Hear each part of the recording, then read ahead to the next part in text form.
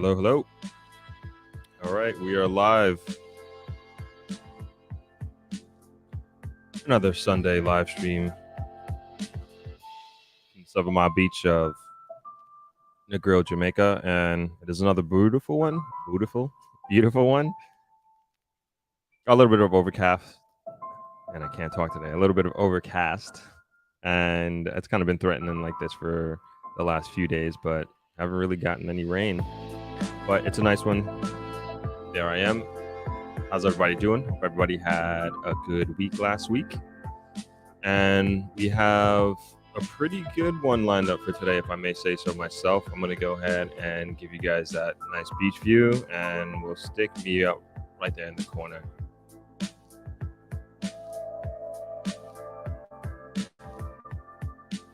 As you could probably tell from the title and thumbnail, we are going to be talking about the Montego Bay, Jamaica Airport, MBJ, Sanctuaries International Airport, and just kind of getting into the details of that.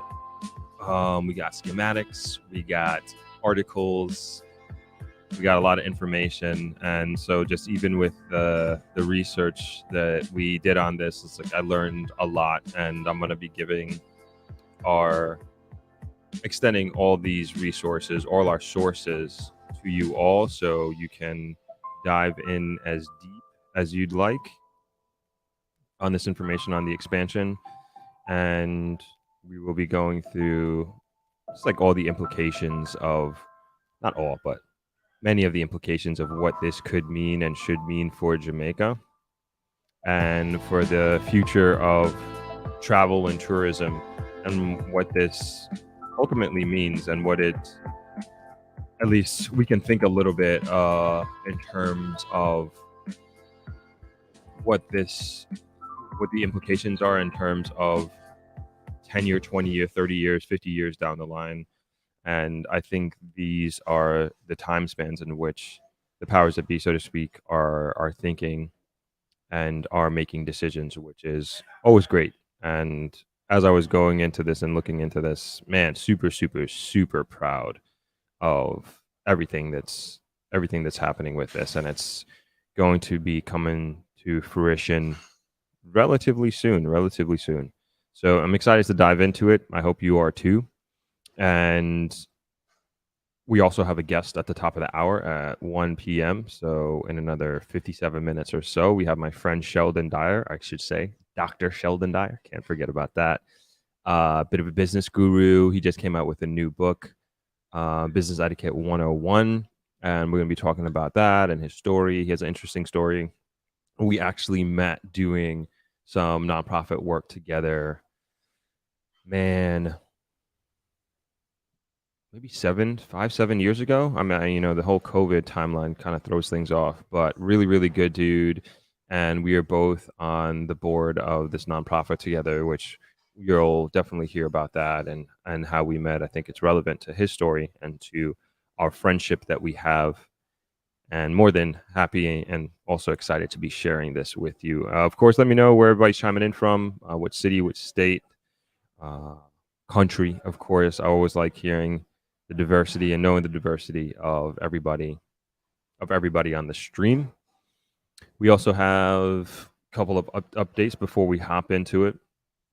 We also have, we dropped a video yesterday, a podcast with Maurice McLeod, and he is a top performing financial advisor for Sagicor Life, and just a phenomenal story. We talk mostly about health insurance and the importance of it. We get a lot into the statistics and data as it relates to cancer rates in Jamaica, which is, I wouldn't necessarily use the word astronomical, but it's growing. Growing at the rate at which cancer diagnosis is happening in Jamaica is expanding, and which is concerning. And he gets into the importance of mitigating against the financial risk that could be devastating, of course, associated with cancer, and the affordability of the treatment here in Jamaica. We get a lot into the care available, the quality of the care as well. And even get into the nuts and bolts of insurance policies that are available and the affordability of these policies, even down to minimum wage earners here in Jamaica, as a matter of fact. And he's excellent, excellent, excellent at his job. On top of that, he has a really amazing backstory. And from the thumbnail, you could probably see that he grew up, maybe not from the thumbnail, maybe from the title and the opening, he grew up without a father for the first 26 years of his life. And irrespective of that, and I would say in spite of that, he was able to become extraordinarily successful. So he's an exceptional role model, especially here in Jamaica. He's based in Kingston, but I was just really proud to have him on the podcast, and that wasn't necessarily the direction that we were going to have, like in terms of the reason why we had him on the podcast. But just this is how these things go. You just start having a conversation openly, and then you just start going down this path as you learn about this person. And I was really, really blown away by his history, and again, where he's coming from, and the impact that he's having on his community and the people around him. And really happy to have him on there. And I would say, again, if you haven't seen it, and I'm not here to compare interviews, but it is a really solid one. Like, just a solid dude all around, and also very, very informative and educational, and respect to insurance and health insurance in Jamaica. And then also speaking about specific cancers in Jamaica and how they're treated and the affordability of them. And then I would also say we get into, which I think is sometimes overlooked, as the title of the video says, like the true cost of illness, of like how it affects like the entire family, and how this could really have an impact for generations in your family. So again, if you haven't seen it already, I really think it's a great interview. One of the best, I'll say that, one of the best, just because of how educational it was. So check that out when you have a chance. We also put out our first email of the year. So we're going to be doing this on a regular basis. When I say regular, monthly, our goal is to get to one of these emails per week, because it's really hard for us to, like, we don't want this email to be like an encyclopedia, but it's really hard for us to pick out like the most crucial information, if you will, to include in the email. And so our plan is to segment that out throughout a month and give you, almost have like a once a month, you expect this type of information. And we're working on that, and then also working through the pipeline or the process of making sure that we get that out. Be consistent for a few months on that monthly, then we'll go twice a month, then we'll work our way up to 4 times a month for sure. But in the email, we've of course announced ThropX officially, which we did already on this live stream, and the tickets are for sale on the website, of course. But then one thing that we did was include, and this is part of our, I won't necessarily say our expanding real estate ambitions, but more so just about giving more information about real estate opportunities in Jamaica, not necessarily just here in Negril. But one of the things that we keep getting questions about is rental properties, because a lot of people want to come here for an extended period of time. So to start with, we're going to include properties that are for rent, that we know personally, that have been vetted, that we can vouch for. And we started here in Negril, so that's also on the email if you haven't seen that. And then we also have a property for sale. So we did a commercial property that's for sale on the West End. It's a hotel, C-Star Inn. We're working with Moira Watson, who's a fantastic real estate agent here in the Negril area, and then also on the South Coast. And we're working with her to try to see if we can help her and the owner find a buyer. And of course, maybe not of course, but I think this is like part of the way I look at it, is like part of my obligation with this platform to, if I can help with that process and find like a good owner for this community, because we're a small community here in Negril. And of course, if the previous owner is ready to move on to the next phase of their life, we want a good person in there, not just for that property, but for any property that's being sold here.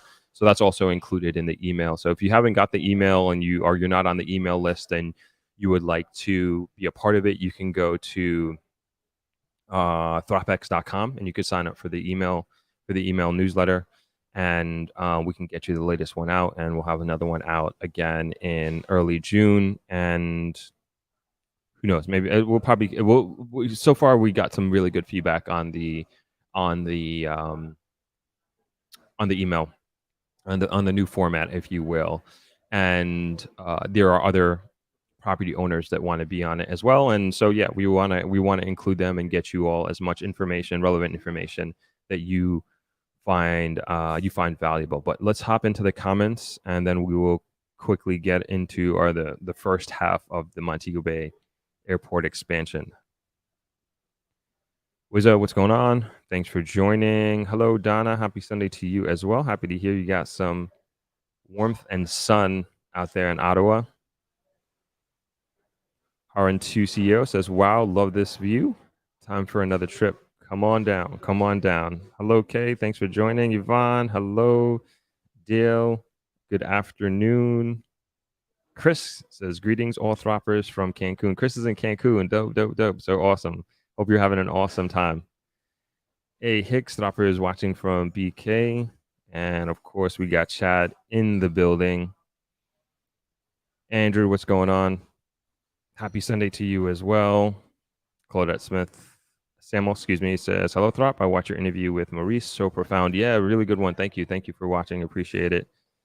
Vintage Couture says, chiming in from Florida. Thanks for being here. Donna Bryce says, the interview with Maurice was enlightening and inspiring. Really was. I even though I experienced it, like I rewatched it yesterday with my dad as he was watching. I was like, man, this is really good. And it was like, I was like really excited to be talking about it today. And it's not just because like I made it, but like as I was like re-listening to it and going through it, I was like, man, there's like so much information in here that's like so important that for other people to hear, and also especially like Jamaicans to hear as well, that they probably didn't know about. I didn't know about either. So we're gonna figure out a way to like clip it up and get it out, because it's kind of just like looking at the stats here, and yeah, it's doing okay, but I just like when I look at interviews like this where I feel it's just very, very important that more people see it. I'm just like, man, did I package this right? Did I do this justice? Did I do Maurice justice? And, right now I'm like, man, it should be doing way better, because the information in it is like so, so, so important. And more people just need to see it, and the right people need to see it. So I'm trying to figure out how we can do this. But the only other idea that I have to do it is to clip it up and then redistribute. So that's what we're going to do, especially the bits about cancer and prostate cancer and the new testing that they have with the PSA test. So we will figure that out. We definitely have an obligation to figure that out and get this out to more people. But glad you liked it, Donna. Wolver Grant says, good afternoon, Throp from Bradenton, Florida. Afternoon. Jamaica in Zambia. All the way from Zambia? Cool. Nice to have you. Claudette Smith says, solid interview. Thank you. Hager, good to see you. Welcome, Noble Girl. Hello from Florida. A lot of Floridians in here today. Synthwave Pro says, hello, Throp and friends. Morning, Chad.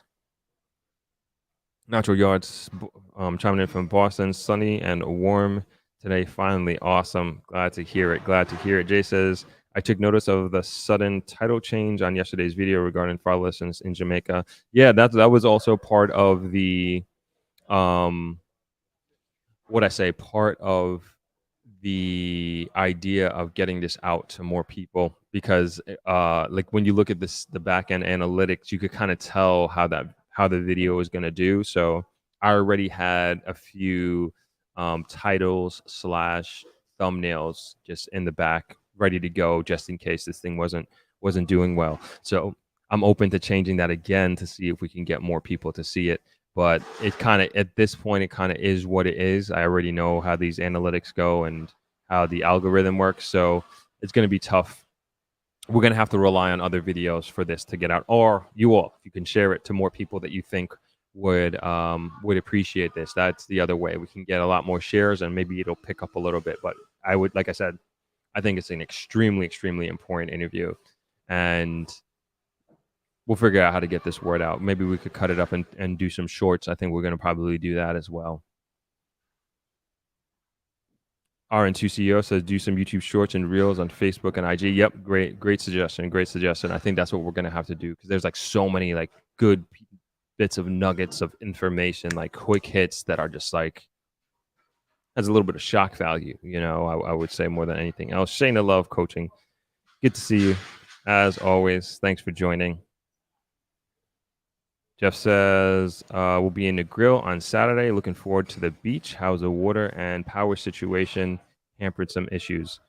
Nah, we're good. No, nothing extenuating water and power. Maybe because as far as like we have a good amount of backup here. I think we had a call on the water trucks one time, but there was no disruption as far as I know in service provided to anybody at Travelers. I haven't noticed anything at my home, and that's with both water and electricity. We had some, what I could say, surges in electricity, which was very annoying, and also concerning. It burnt up my what do you call that? Dehumidifier in the studio. So got to get a new one of those. Very important with the equipment. So that's the only thing that I had with power, and I don't know what that was about. I can't remember something like that happening. It was just like kind of like waving, like in and out kind of thing, and it burnt up the dehumidifier, which got to get a new one. But thank God, all the other expensive big equipment was fine. Donna Bryce says, going to share the interview with my Jamaican high school WhatsApp group as well. Thank you very much, Donna. I appreciate that. And I hope they appreciate the video as well. MDL, hi, Throp and Throppers, chiming in from Clinton, Maryland. Good to see you. Good to have you. Copeland Russell says, from Florida, when will be the finish of Mobay Airport? It's supposed to be this year, but we're going to get into that in a second. It's supposed to be 2023. Mark Fife says, good afternoon, all listening from Brampton, Canada. Nice to have you. Miss Cole, hello everybody, and hello to you too. All right, great. All right, we're getting some questions about the airport. Let's get right into it. What should I open up with? All right, so we're gonna probably talk about this for maybe 45 minutes or so. Like I said, we're going to pull up some schematics here that will interrupt the view that we have here, but I think it's important, especially for those who are watching and those who are listening only. I will do my best to verbalize everything that we're speaking about here today. So again, one of the main focus that we have today is an expansion of the Montego Bay International Airport, our Sangsters International Airport, MBJ, if you're booking tickets to Jamaica. And we've talked about this a lot in passing, but never really focused on it. And I felt today, was a good day to give it its just deserve and bring us all in the loop and kind of just give us a little bit better understanding of what's happening and also the extent of this expansion, because we really were just focusing on the expansion of the runway, which perhaps is one of the most important components of it, but it's more comprehensive than that. And I learned about this with this research. So let's get into it. According to the official website of the Sangster International Airport in Montego Bay, Jamaica, the airport is currently undergoing a significant expansion and redevelopment program that began in 2018 and is expected to be completed in 2023. The airport's expansion and modernization project includes the construction of a new terminal building, which will have a capacity of 14 million passengers per year.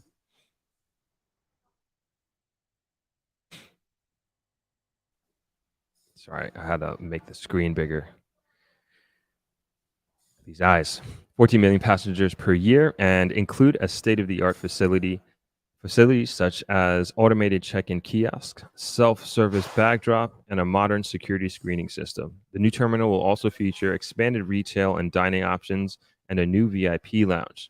Additionally, the airport's runway and taxiway systems are being upgraded to accommodate larger aircraft such as the Airbus A380 and improve operational efficiency. The airport's parking facilities are also being expanded to accommodate more vehicles. The redevelopment program also includes the construction of a new air traffic control tower and fire station, the installation of the new navigational aids and lighting system, and the implementation of various sustainability measures such as rainwater harvesting and solar systems. The expansion of the Sangster's International Airport is expected to significantly enhance Jamaica's tourism industry by improving air connectivity and providing a world-class.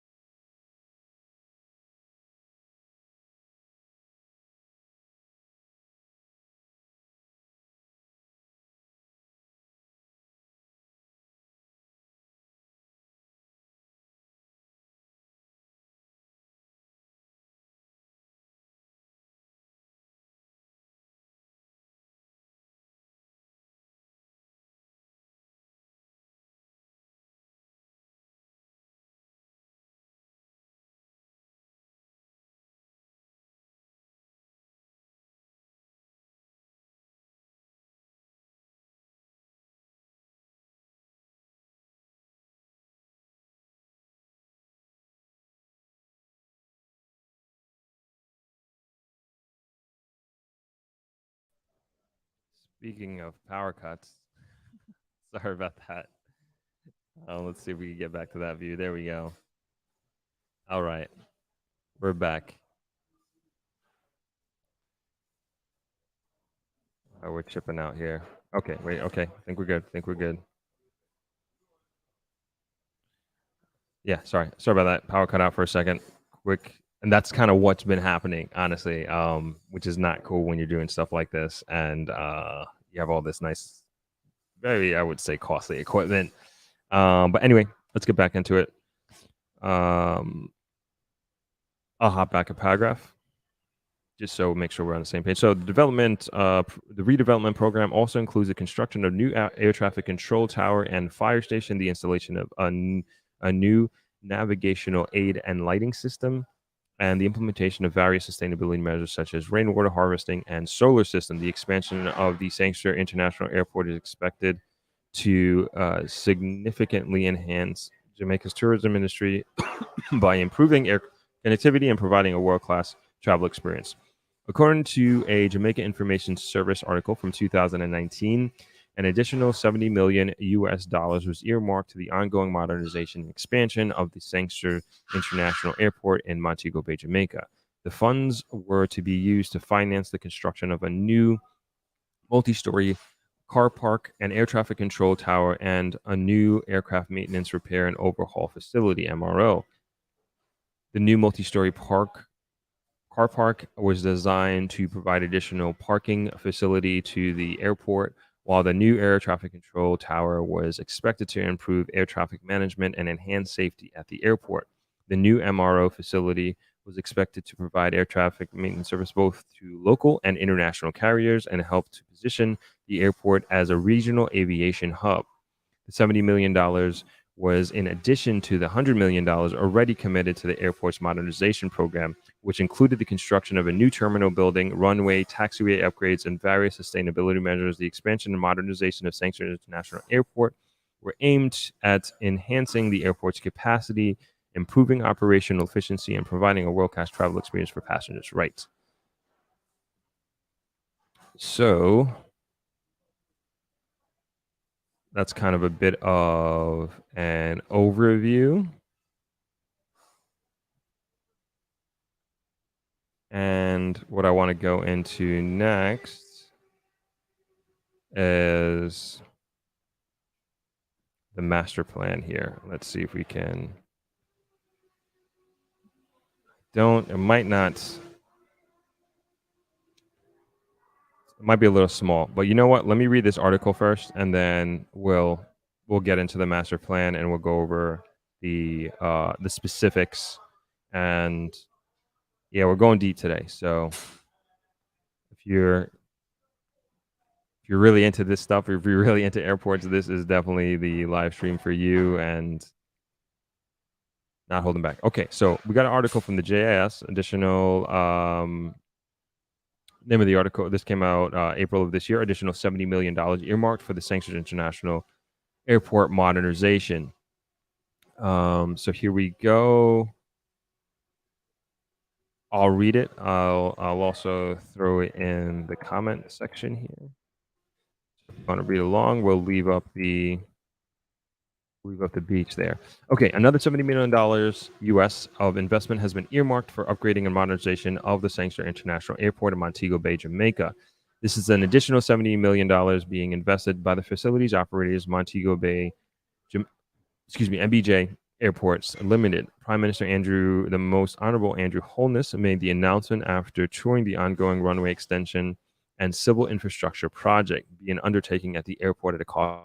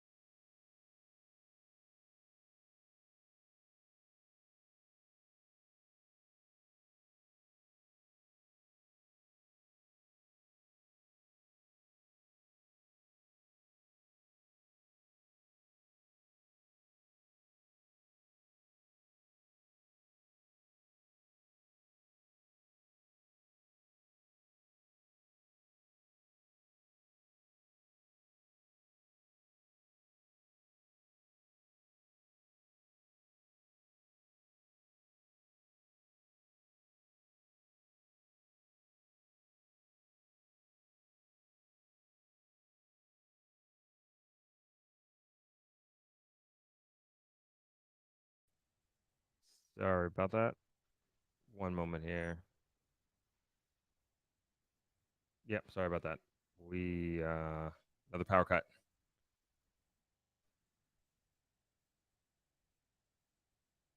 Yeah, bear with me. Okay. All right. Let's try this again. Okay, we're on the article from the JIS. And go back one more paragraph. Prime Minister, the Most Honorable Andrew Holness made the announcement after touring the ongoing runway extension and civil infrastructure project being undertaken at the airport at a cost of $70 million US on Saturday, April 1. Mr. Holness told journalists that the airport's current physical infrastructure and mechanisms are outdated.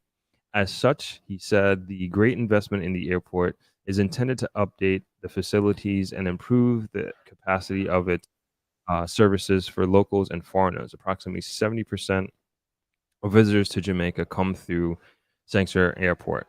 Prime Minister Andrew Holness said renditions of the airport's upgrades and redesign have already been made, noting that they depict a world-class feel. This is what I would call a strategic nation-building investment.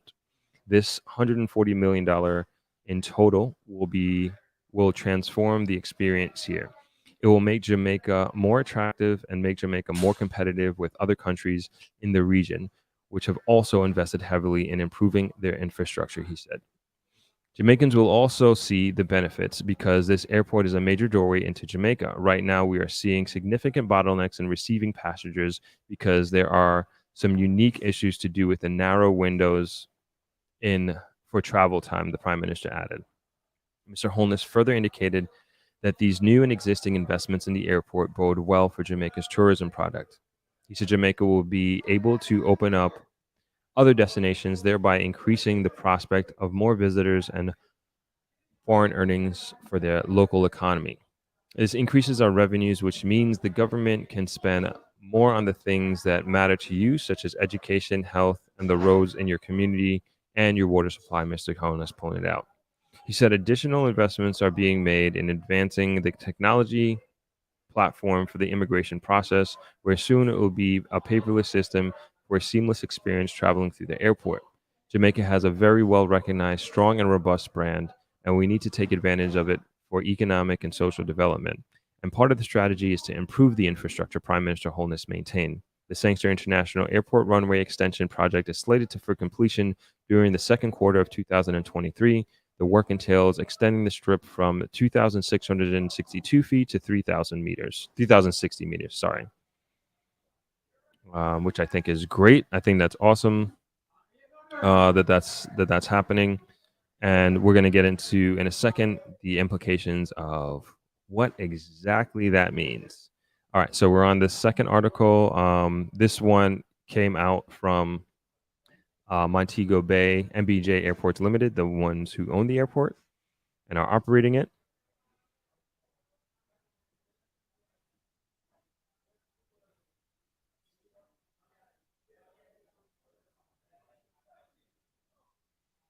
Okay, and it reads, and I think it's important here, as the reason why we're going into these details is like it's so important to build context here, and then also to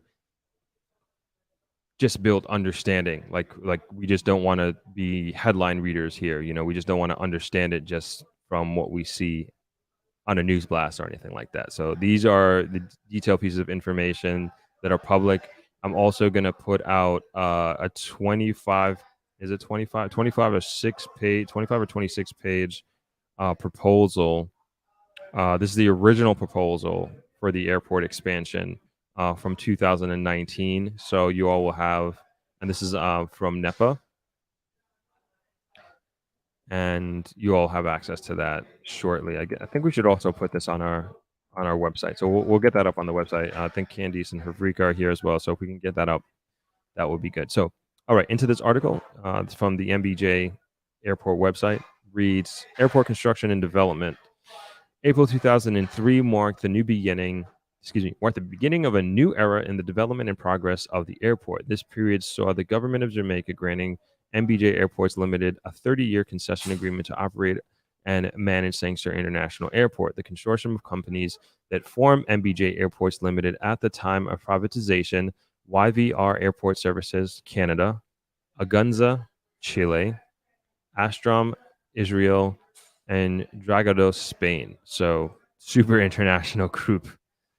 Reading on, MBJ Airports Limited mandate when the concessionary agreement was signed was to demonstrate leadership in implementing safe, friendly, clean, efficient, and profitable programs to develop and operate Montego Bay's airport in a manner that reflects Jamaican culture and philosophy. To date, the company has lived true to this mandate.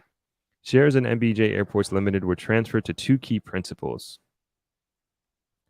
Desarrollo de Concesiones Aeroportes, Spanish ain't what it used to be. S.L. DCA is a holding company which operates airports through its subsidiaries. DCA has 74.5% of MBJ's shareholding and is 100% owned and controlled by Grupo Aeroportuario del Pacifico. S.A.B.D.C.V are GAP. We'll stick with GAP.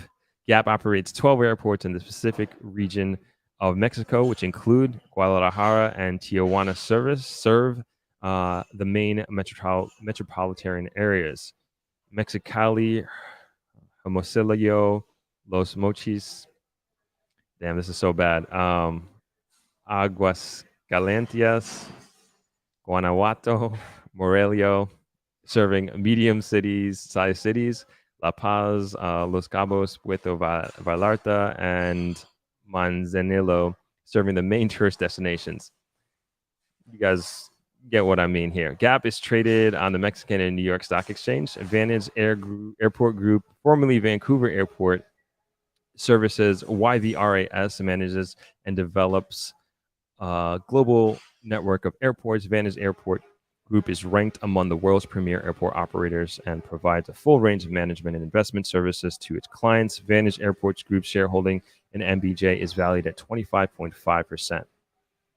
All right, let's get into some fun stuff here. New retail program. The phased expansion and redevelopment of SIA's retail program commenced in March of 2020 with 12 million US dollars construction of 2,700 square feet of newly built retail space, including 12-meter high rotunda, double height space with a floor to ceiling curtain wall. The works also include the renovation of over 4,000 square meters of space in space to create 15 retail units. The expansion provides an increase in passenger circulation and orientation areas, while the increased terminal space will primarily accommodate the relocation of the primary food and beverage offer. Duffrey will operate the main duty-free concession offering liquor, tobacco, fragrances, and cosmetics. And the core items, the most exciting addition is Bob Marley's, a one-of-a-kind Jamaican restaurant. The new brand draws inspiration from Jamaica's vibrant culture, food, music, and spirit generosity. The new retail program also comprises an array of concessions, creating a sense of place and provide passengers with a memorable experience to indulge in their last moments in Jamaica. And you can visit the photo gallery there. Recent development works. Sanctuary International Airport is operated by MBJ Airports Limited. Over the years, MBJ has undertaken numerous infrastructure developments at SIA that caters to passengers' needs and comfort while meeting international regulatory standards. Some of the major infrastructure projects completed in the last 3 years also include the following: resurface of taxi runway. MBJ invested $26 million US, I'm assuming, to resurface the taxiway shoulders and ramps at SIA in some areas using concrete rather than asphalt to ensure greater durability. Runway extension. The extension of the airport's runway is part of the Airport Capital Improvement Plan. The extension of the runway will allow the establishment of runway end safety areas, RESAs, at each runway end, meeting the requirements of the International Civil Aviation Organization and improve the runway safety. To execute the runway extension, necessary enabling work such as shoreline protection, realignment of the roadway, and widening of the taxiways, eco and jet blast screen, as well as are well advanced. The extension of we're going to talk about that in a second as we get into the schematics. The extension of the runway paved from 408 meters and establish of RESA and relocation of the threshold and navigational aids commenced in Q1 2022 with an estimated completion date of Q2 2023, which we just read about in the JIS article. So that's right around the corner. This major development work will increase the takeoff runway available, TORA, T-O-R-A, for the primary runway from 2,662 meters, to 3,060 meters.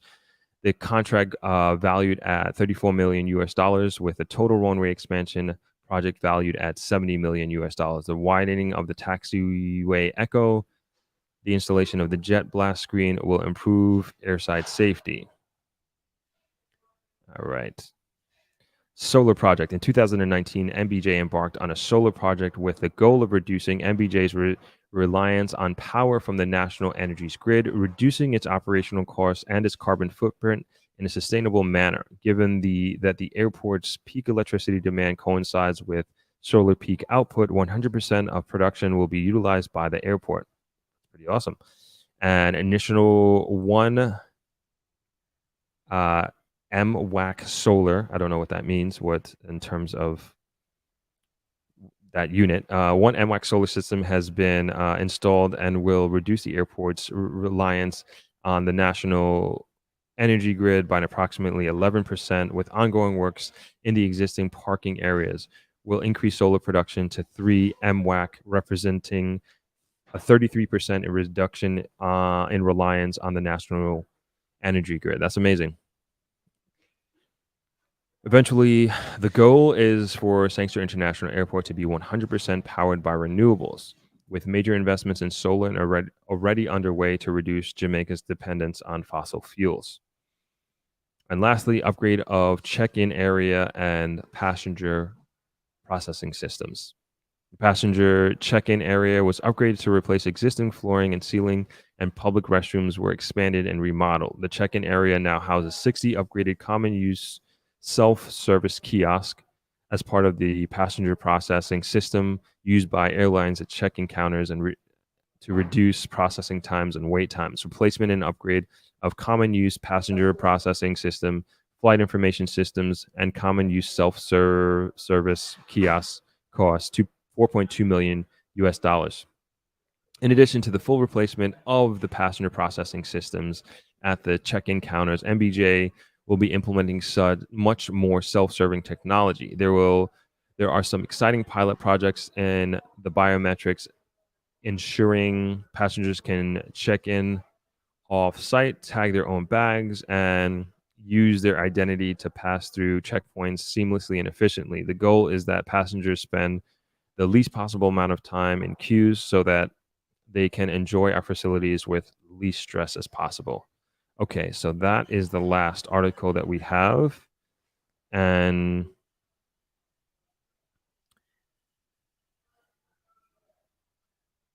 let's get into some schematics here. Hold on. All right, so as we kind of could already see, like this is much more than an extension of the runway, and we'll see why in a second. And just a few things I want to touch on from the article there.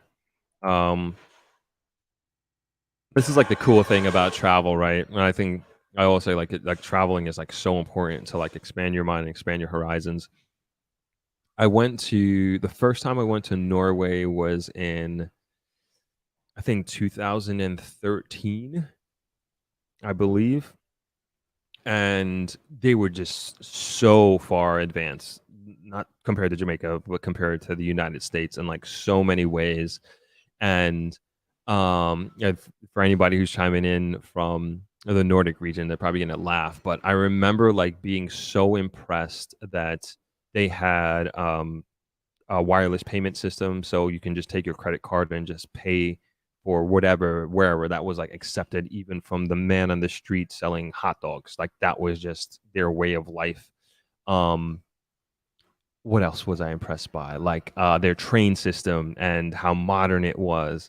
And then even like traveling, when you were checking in, you didn't speak to anybody. Like even if you had checked bags, like that was the first time that I ever saw like you take your bag, you put it on the scale, it's weighed, and then they print out your boarding pass and also your bag tags. I'm like, yo, this is crazy.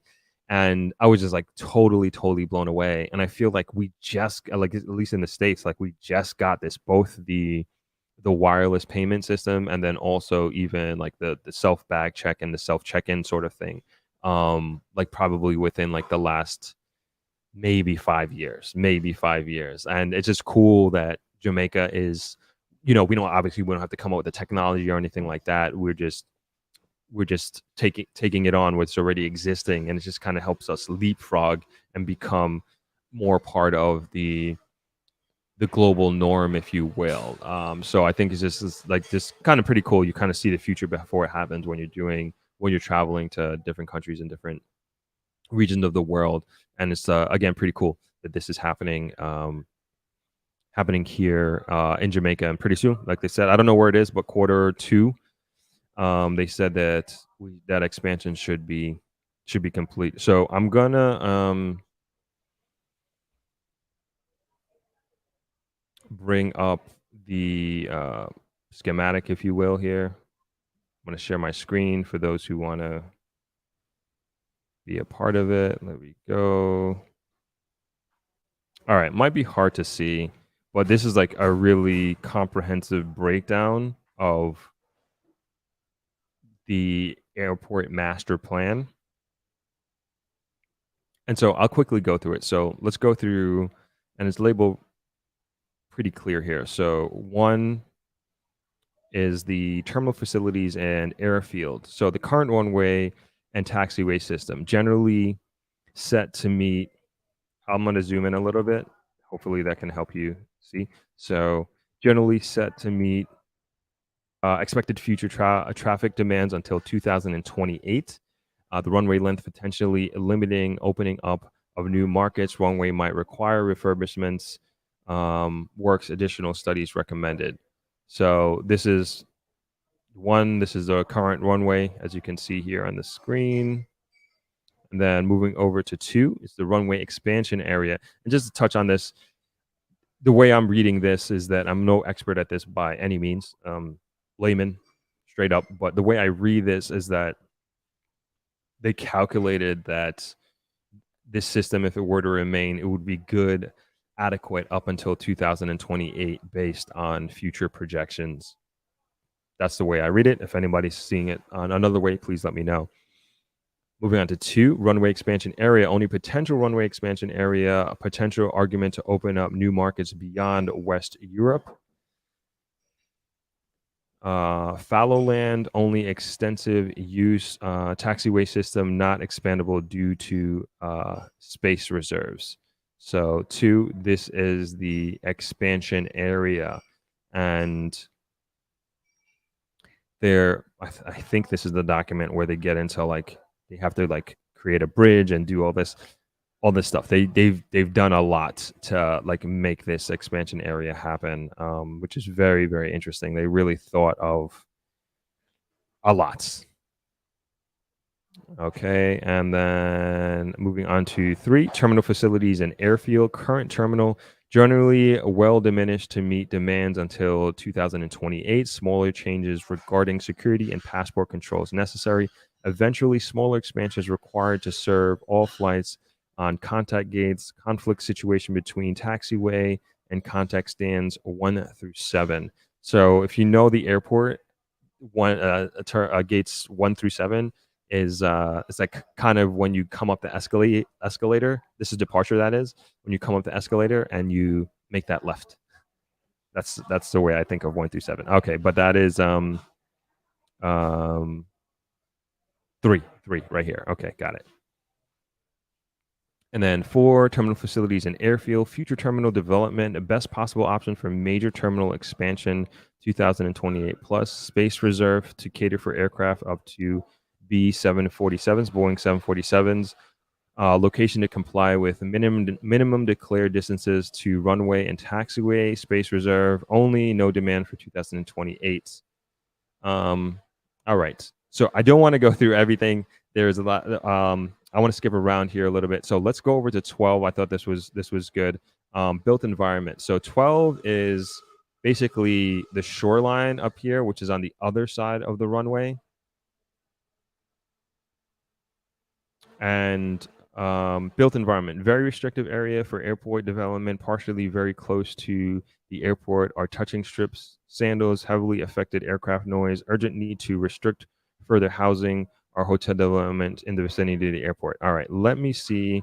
I'm going to bring down my screen. I want to see if I could show the. All right, yeah, this is a better one.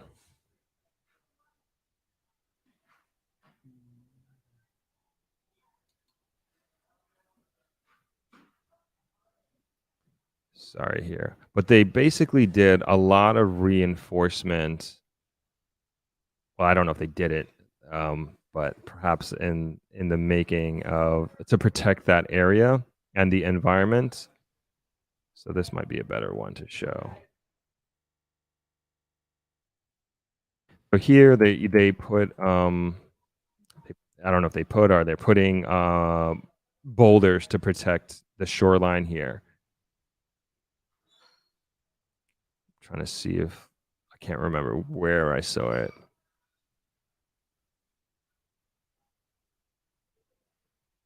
All right, you know what? We're going to go to the report. That's probably more comprehensive. So I'm going to throw this in the comment section here. So if you guys want the details.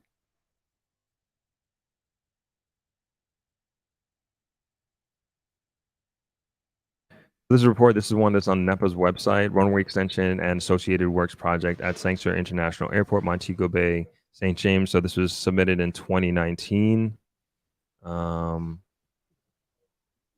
Sorry, I'm skipping through so quick here. And we'll hop back. And if you guys want to hop back to any part of this, please let me know. All right, so this is what I'm talking about. So this is I don't think any of us has seen this part of the airport, but this is on the other side of the runway, and this is I don't know what page this is, but this is in section 3.6 on the report on the proposal, I should say. And it reads Component 6 involves plans to rehabilitate the shoreline protection and infrastructure located at the western end of Kent Avenue, which has become derelict in recent years, as previously stated. A beach license application for modification of encroachment on the foreshore and floor of the sea was previously submitted by AAJ on August 20th, 2018, as has been approved by NEPA. So at least this is what it looked like in 2019, according to this report, and this is where they're going to be um, making improvements and protection in that area.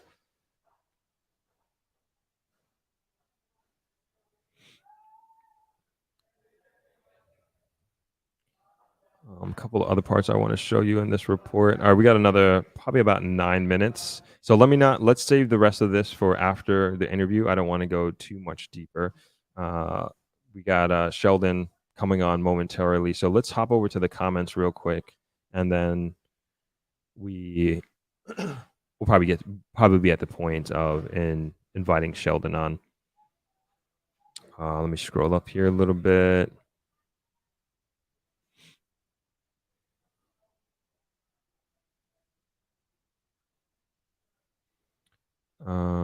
Hey Rachel, what's going on? Good to see you. Say hello to mom for me. Donna Bryce says MBJ needs more dining options. Line for Domino's, Quiznos, etc. Over an hour to get through last year. Not fast food. Club Mobay doing so well. They opened space.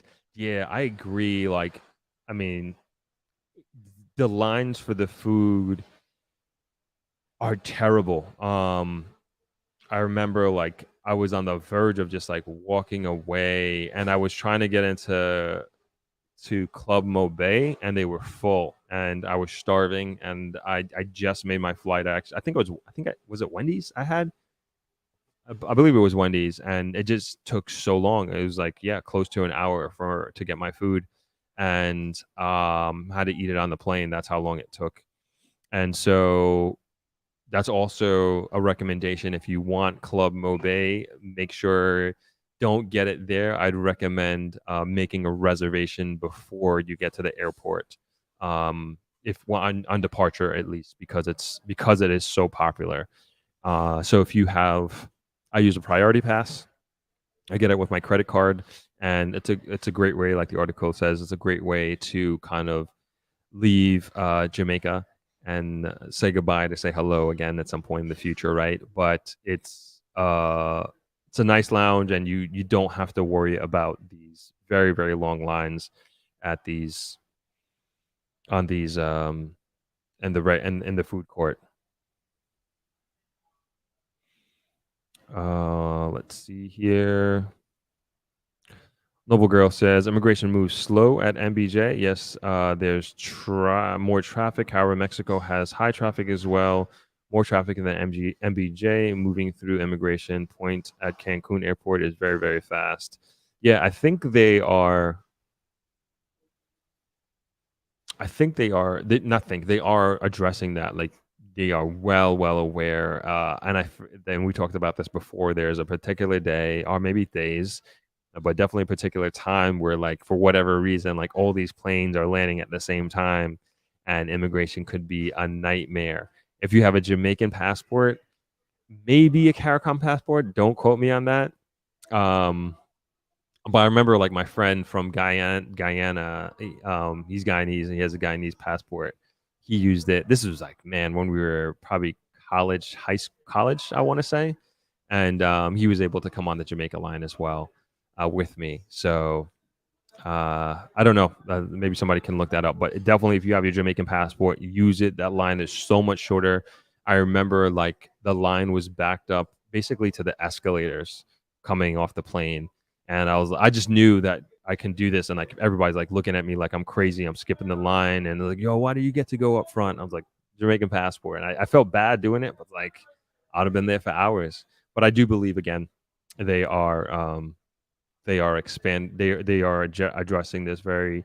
They not believe they are. We have it in the report here, which we'll get into after we finish speaking with our guest. Chris says megawatt. That megawatt. Oh, okay. I didn't know that term. I know megawatt. Megawatt.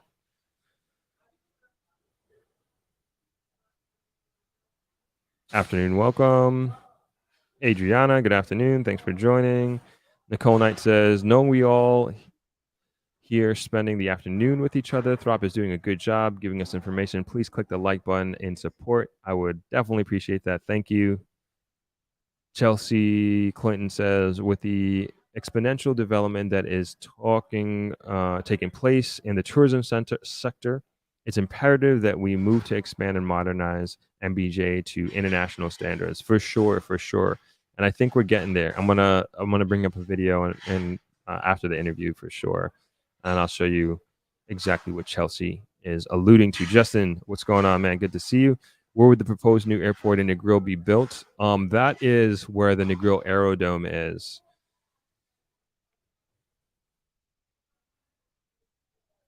And I'll show you real quick.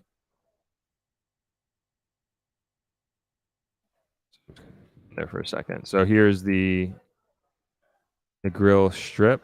So this is downtown Negril here. And then this is 5 miles of white sand beach, and this is 2 miles. So as we go north here, so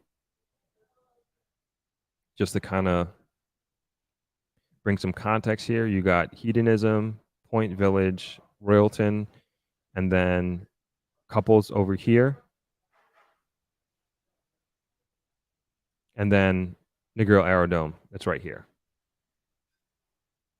So this is the expansion. I believe we said it was going to be a 600-foot expansion of the runway. So this is the runway that's existing already. And the idea, what Justin is talking about, is they are going to be expanding in order to accept larger airplanes and be an international airport. But we're talking mostly about private airplanes coming to Negril, and in that sense. So we're not talking 787s or Airbus 380s or anything like that, but nonetheless exciting for Negril. All right, let's see if we can get another comment in here before we go. Forever. Call you forever. Yep. Throp, do you keep a low body fat percentage year round? And if so, what's your diet like? This has nothing to do with the airport. I don't intentionally keep a low body fat percentage. This is just from okay, maybe I do, but it's from running a lot. That's it. For my marathon journey here. That's it. J Fit says, great. I was going to ask if there is a priority pass lounge in Jamaica. Thanks. Yes, there is. There is. So you have that in Kingston and you have that in Montego Bay. Copeland Russell says, and so I want to get into this. I talked about this earlier. So they did a nice upgrade of the Mobay Lounge, which is the video I want to show everybody from another Instagram account. Beautiful. Looks really, really, really awesome. Really, really proud of all of this, as a matter of fact. Copeland Russell says, thank God for the development taking place in Montego Bay. I'm from Montego Bay, living in Florida. Cool. Donna Bryce says, Club Mobay has a dedicated immigration line on arrival to fast track. Yeah, so if you pay for Club Mobay coming in, which I think is a good investment. I don't know how much it costs, but if you go to probably clubmobay.com, maybe free plug, there is somebody when you get off the plane, somebody with a sign waiting for you, you and your party, I guess, and they will take you and they will skip you right through, and you don't have to wait on anything. I think it's a phenomenal service, and you skip the immigration line and you skip the customs line. Go right through. So great investment if you ask me. Fitz says, do you have global entry in Jamaica? No, we do not. We do not have global entry. Global entry is a US based service. I wish we did. I wish we had a version, our Caribbean version of this, but we don't. But if you have the Jamaican passport, it's like global entry, pretty much, honestly. As Ebony X here says, use the Jamaican passport to go to the Jamaica and the U.S. To return. That's how you do it. That's the hustle right there. That's what I do. Happy Sunday, Suzette. Thanks for joining. Justin says, kind of like Ian Fleming Airport. Yep, I haven't been there, but I would imagine, yes, it's like that. Adriana says, I'm going to get me a Jamaican passport because these lines are out of control. I'll probably buy the fast track pass in the future. Yeah. Do that on the way out. Might as well, and get in the lounge. I think that's a good way to do it, unless you have a priority pass like a J Fitz, and you get it included in your credit card. I think it's worth it. And then coming in, use the MBJ, not MBJ, the Club Mobay, excuse me, Club Mobay pass that gets you past everything quickly. Alfonso, what's going on, man? Great to see you. Says, hey, Throp, what's up? I saw the rendition of the reconstruction of MBJ. It's going to be beautiful. When complete, there will be a separate entrance for arrivals and departures, and the building will be glass. Yeah, I think I have that. Hold on. One sec. I have that somewhere.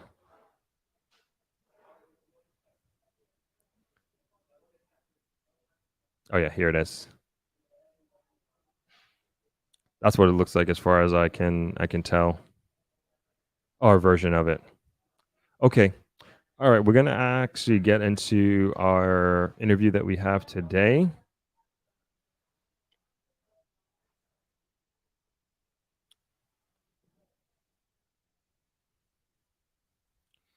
And I'll give a brief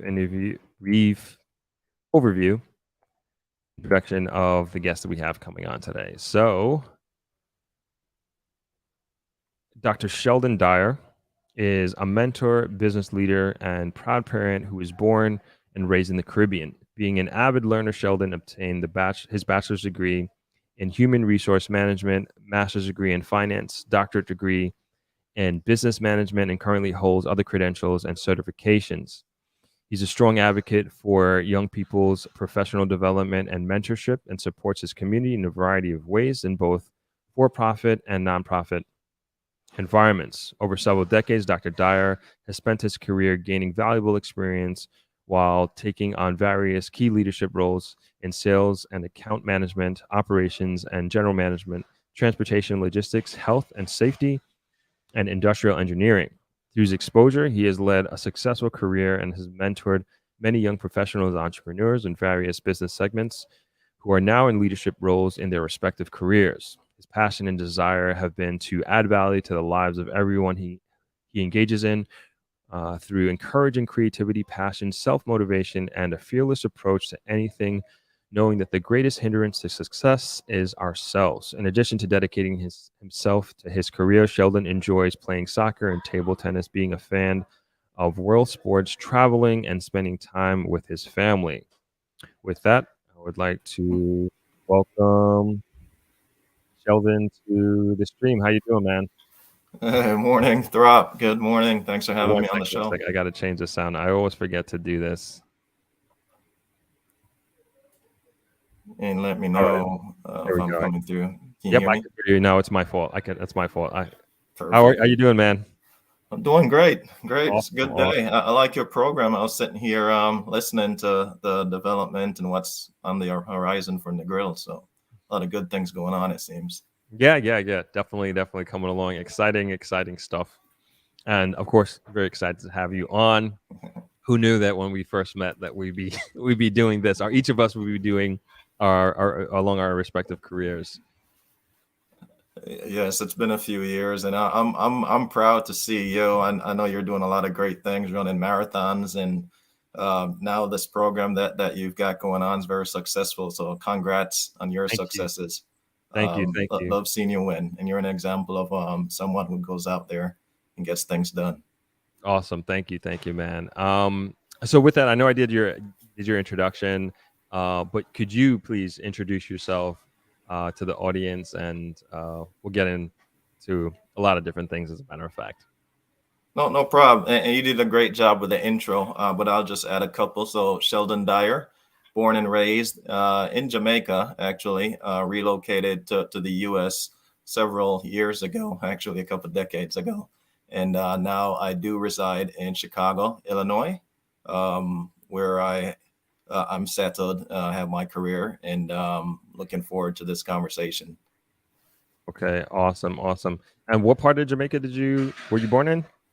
Portmore. So it's a city or a town called Brayton in Mhm. Portmore. So great place, and looking forward to. I believe Portmore is on the horizon of being their own. Is it a parish or a city? So Yeah, yeah, something yeah, great's coming up. Yeah. yeah. They're looking to become its own parish, and hopefully Negril can follow suit sometime in the near future, because we need it. We need it. Yeah. Yeah. So awesome, awesome. And how long have you been in the States? And has it always been Chicago? I've moved around quite a bit, so it's been over 20 years, and even though it sounds like a long time, I'm literally in Jamaica every year. So still have family, friends, different things going on the island. So I spend quite a bit of time there. But I've had the luxury, I'd say, and privilege of moving around a little bit, mainly for career purposes, relocating. So I've lived in Wisconsin, I've lived in California for several years, and spent most of my time actually in the Chicagoland area in Illinois. Okay, okay, great. And what are you doing now? I know you do a bunch of different things, but yeah, if you could tell us what you have going on now in your life. So, from a career standpoint, by title, I'm a vice president of industrial engineering for my organization, and I cover North America. So, everything that has to do with people, equipment, and processes, just right sizing and optimizing various aspects of the business. So that's my day job, 9 to 5, if you want to call it that, Hmm. or 6 to 6 is more like it. And then the book is something I'm looking forward to promoting and doing, not just as a hobby, but something I'm very passionate about. Awesome. And I know, you always had that about you, in the time that I've known you. And I think that's important to our conversation. Like, kind of like let's take it back there. Do you remember what year we actually met?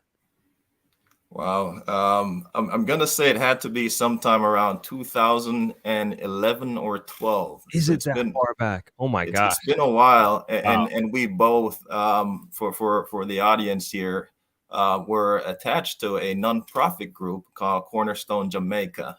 So still very close to that group. I'm not as active as I was back then, but working with the former president and founder, just establishing that group. I'm proud to see where they are today.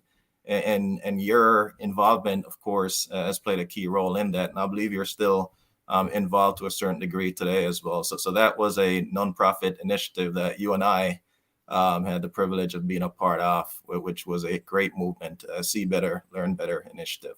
Right. So me and Sheldon were, I would almost say, we were founding members, board members Yes. of Cornerstone Jamaica. And it was like we were brought together as this young cohort at that point, to try to make an impact on Jamaica through this non-governmental initiative.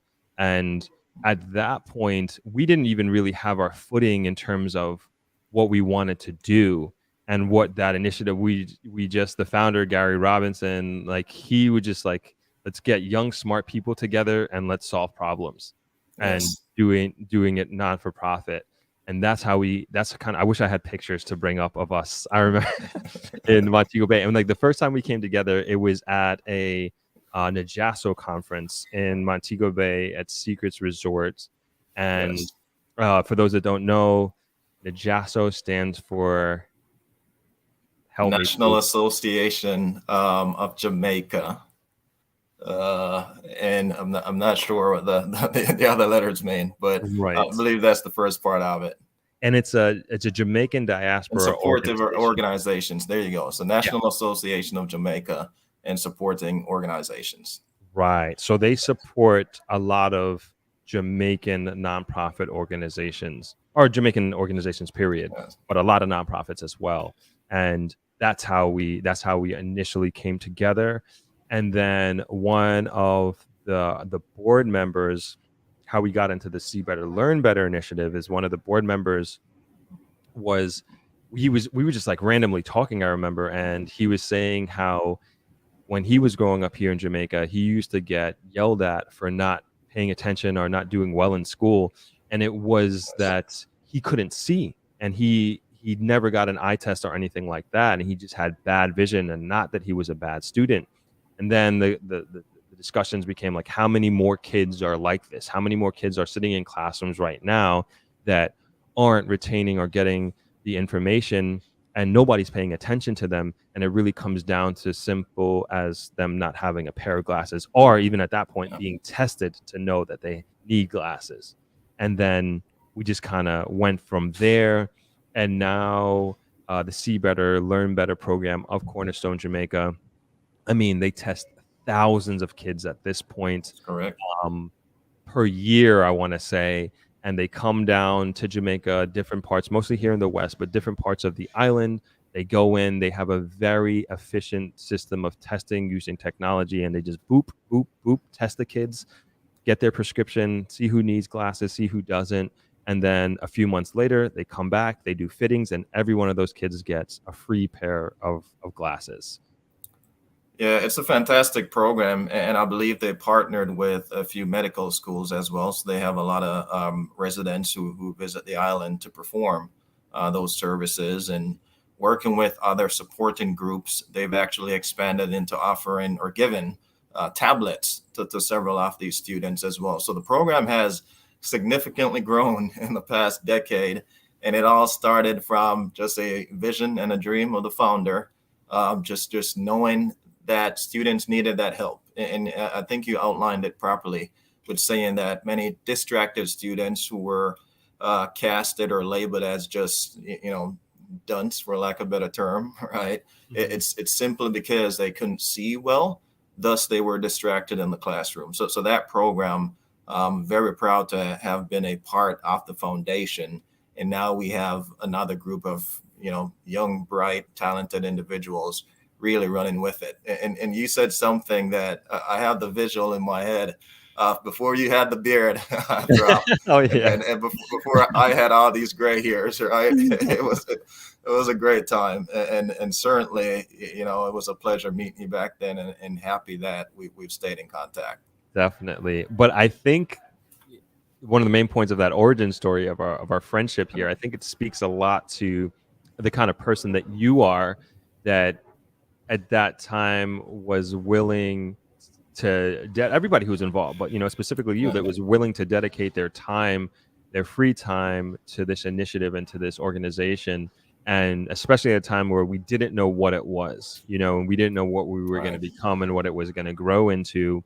And the fact that you just kind of jumped on, for lack of a better term, no pun intended, blindly, and Yeah. committed yourself to the organization. And you've just kind of always like been like that. I remember when, I don't think you had your doctorate at that time, or if you did, you just got it. And I was like, man, that's crazy. I just remember being like super impressed. I was like, man, this guy has 3 degrees and we're like 20 something years old. And so I guess my question with that is like, what motivated you to just kind of just get all these degrees and get all these qualifications in academia? Well, good question, Throp. And I'll say, so growing up in Jamaica, I saw the lifestyle my parents had. Very hardworking individuals at that time, and we didn't have much, right? So for me, seeing others who were in better positions, of course, and seeing what my family was dealing with, both extended relatives as well. I wanted to, when I got the opportunity to relocate, I told myself I have to take advantage of this opportunity and be the best version of myself, and just be in a position where I can now provide and give back. So the degrees were all a part of the process. I knew I wanted to do the utmost. And it's funny, I went to Calabar High School. That was my high school in Jamaica. And their motto is the utmost for the highest, right? And that just kind of stuck with me to push me to propel myself into just, hey, let's go for the doctorate degree. At one point, I wanted to be a medical doctor, but when I started studying the sciences, I just couldn't get the terms and the complex languages and descriptions and everything that they use. So I figured, let me go the educational route and get my doctorate degree there. So it was more a personal goal for myself, but also something for my family and relatives as I represent them to say, hey, I can be the best and I can be an example for others who may get a second chance, right? Because I wrapped up school in Jamaica, high school, that is, and there weren't many opportunities, of course. So for me, getting a second chance, I figured, let me take grasp off that and just push myself to the limit. So that was what inspired the degrees themselves. I've always had a passion for personal and professional development, and thus that's where the nonprofit groups came into play, and just mentorship as a whole. If I've achieved something, I feel like I can't take any of it with me, right, to the grave. So the best I can do is add value to the lives of anyone that I come across, in even the smallest ways possible. But that's my goal. That's my life goal, my life mission, in just giving back in any way, shape, and form that I'm able to do so. Which yeah, I'm sorry, I was going to add it. And that's why this book was actually put together in how can I leave that legacy and put 20 years of experience, not only from myself, but others who've been on a similar path, into a document that I can leave for others to benefit from. And I want to get into that experience, the 20 years of experience, and eventually we'll get into exactly what's inside the book. And what have you been doing in this time since at least we were involved in Cornerstone, Jamaica? Well, since then, and several relocations that I mentioned, starting a family, over that time, and family itself is a career, right? Because it keeps you busy. I'm not and there I yet, still, but yeah, and when you get there, it's a handful. Which everybody has a different way of doing things, and for me, I wanted to get the educational side out of the way first, because I knew how challenging it would be once a family came into the picture. So since then, it's just been working, advancing my career, being involved in different initiatives. So I've had the privilege of supporting others as well, mentoring others to start their businesses and be entrepreneurs. And with regards to nonprofit, I haven't been as involved as I was with Cornerstone, but have been tied to other groups just in a more mentoring form, right? Helping others with their programs that they have going on. So it's I've been very busy over the years, changing positions and careers in the company, dealing with acquisitions and a few other things along the way. And I think that's just my MO with regards to, I have to stay busy. I'm always busy. I'm always on the move. right. I'm always working on something new and exciting. And who is your target audience for this book that you wrote? And I mean, let's start over. I mean, like, in terms of, like, tell us about the book in general, and then we'll get into that. I always want to get into the analytics, but what exactly is the book about, and what's in it, and what can people expect from it? So Business Etiquette 101. The book itself serves, and I'll speak on the target audience, three main target audiences, right? The first is high school or college students who may be preparing to venture into their respective careers. The second are young professionals who may be several years into their careers and maybe in need of some type of guidance and support in the workplace. The third would be any career-oriented individual who maybe need a few refreshers as they navigate their respective careers, right? And one of the questions folks ask me is like, it says young professionals, and I've been doing this for 10, 15 years. I'm not a young professional. Well, I say, yes, you are, because we're never too old to learn, and we're never too old to offer guidance or give back.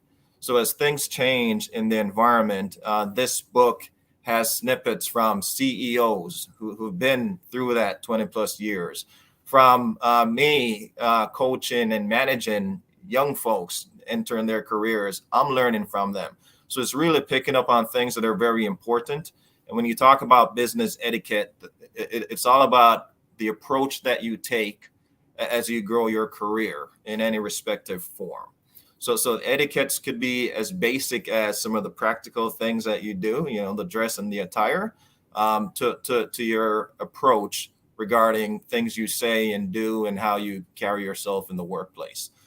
So this book, Throp, and to the audience itself, it's a very easy read, very practical, some of the feedback that I've gotten, and it serves as a great reminder on a frequent basis of just some key things that I can do to advance my career.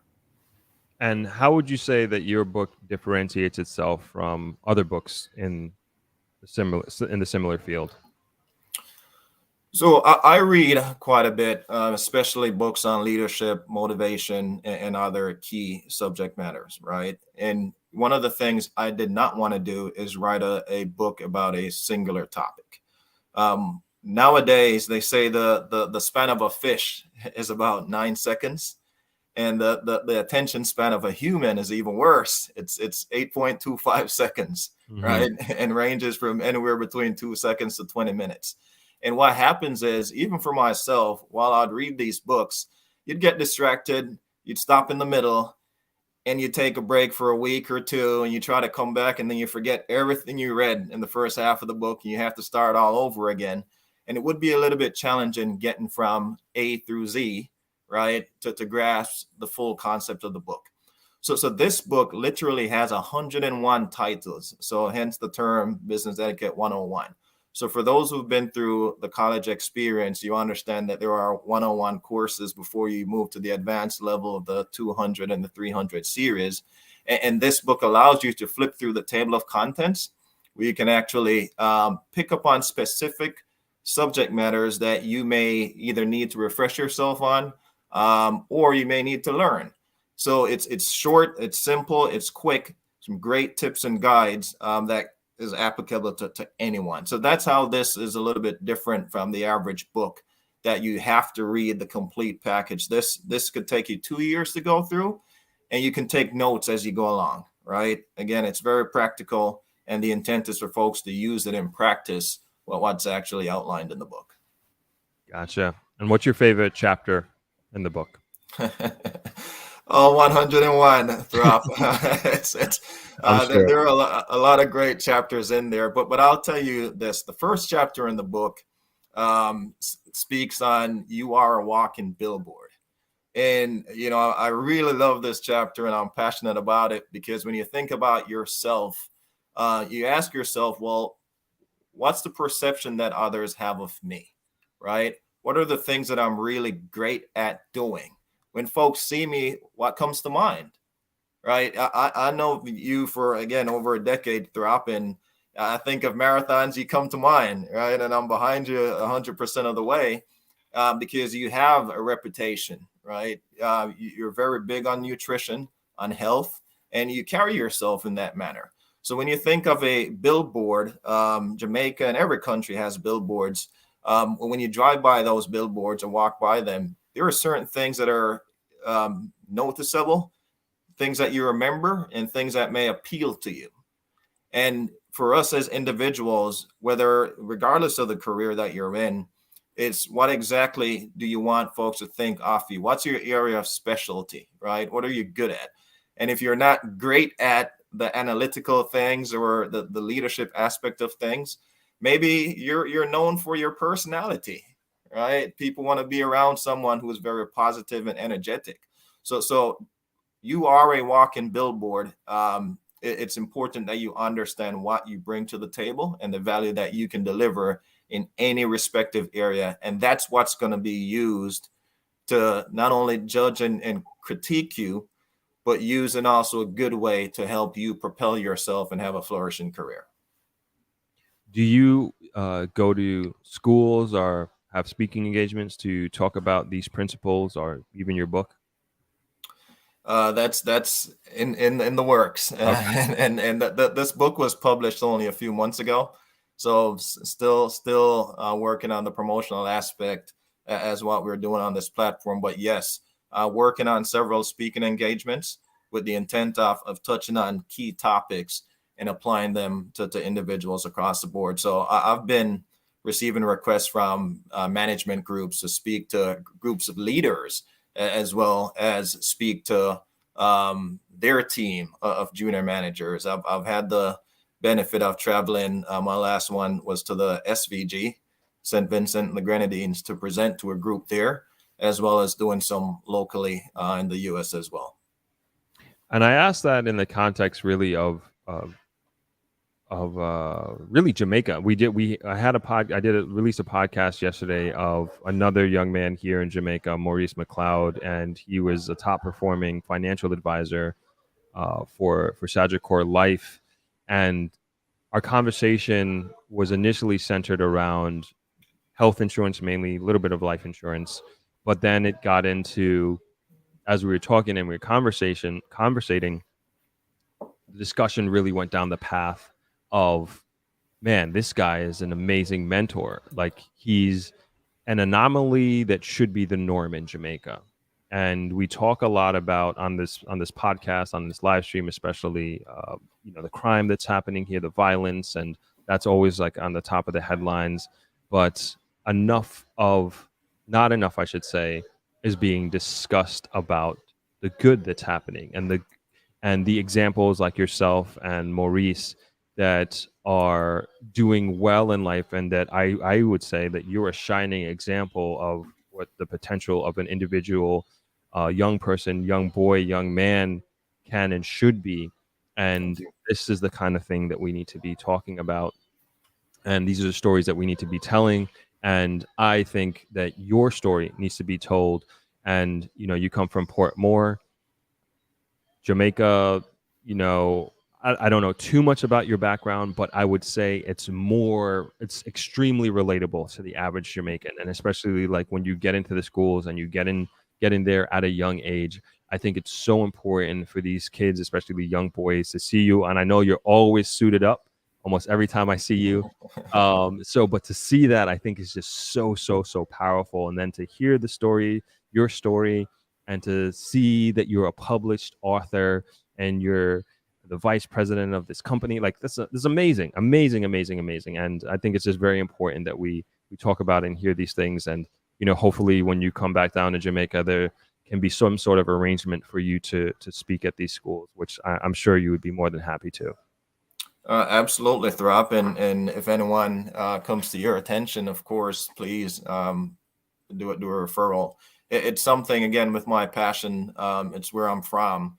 So that the obvious option is to give back, right, to my country and to others. And then nothing would please me more than being able to do that. So I am working with several of the bookstores as well.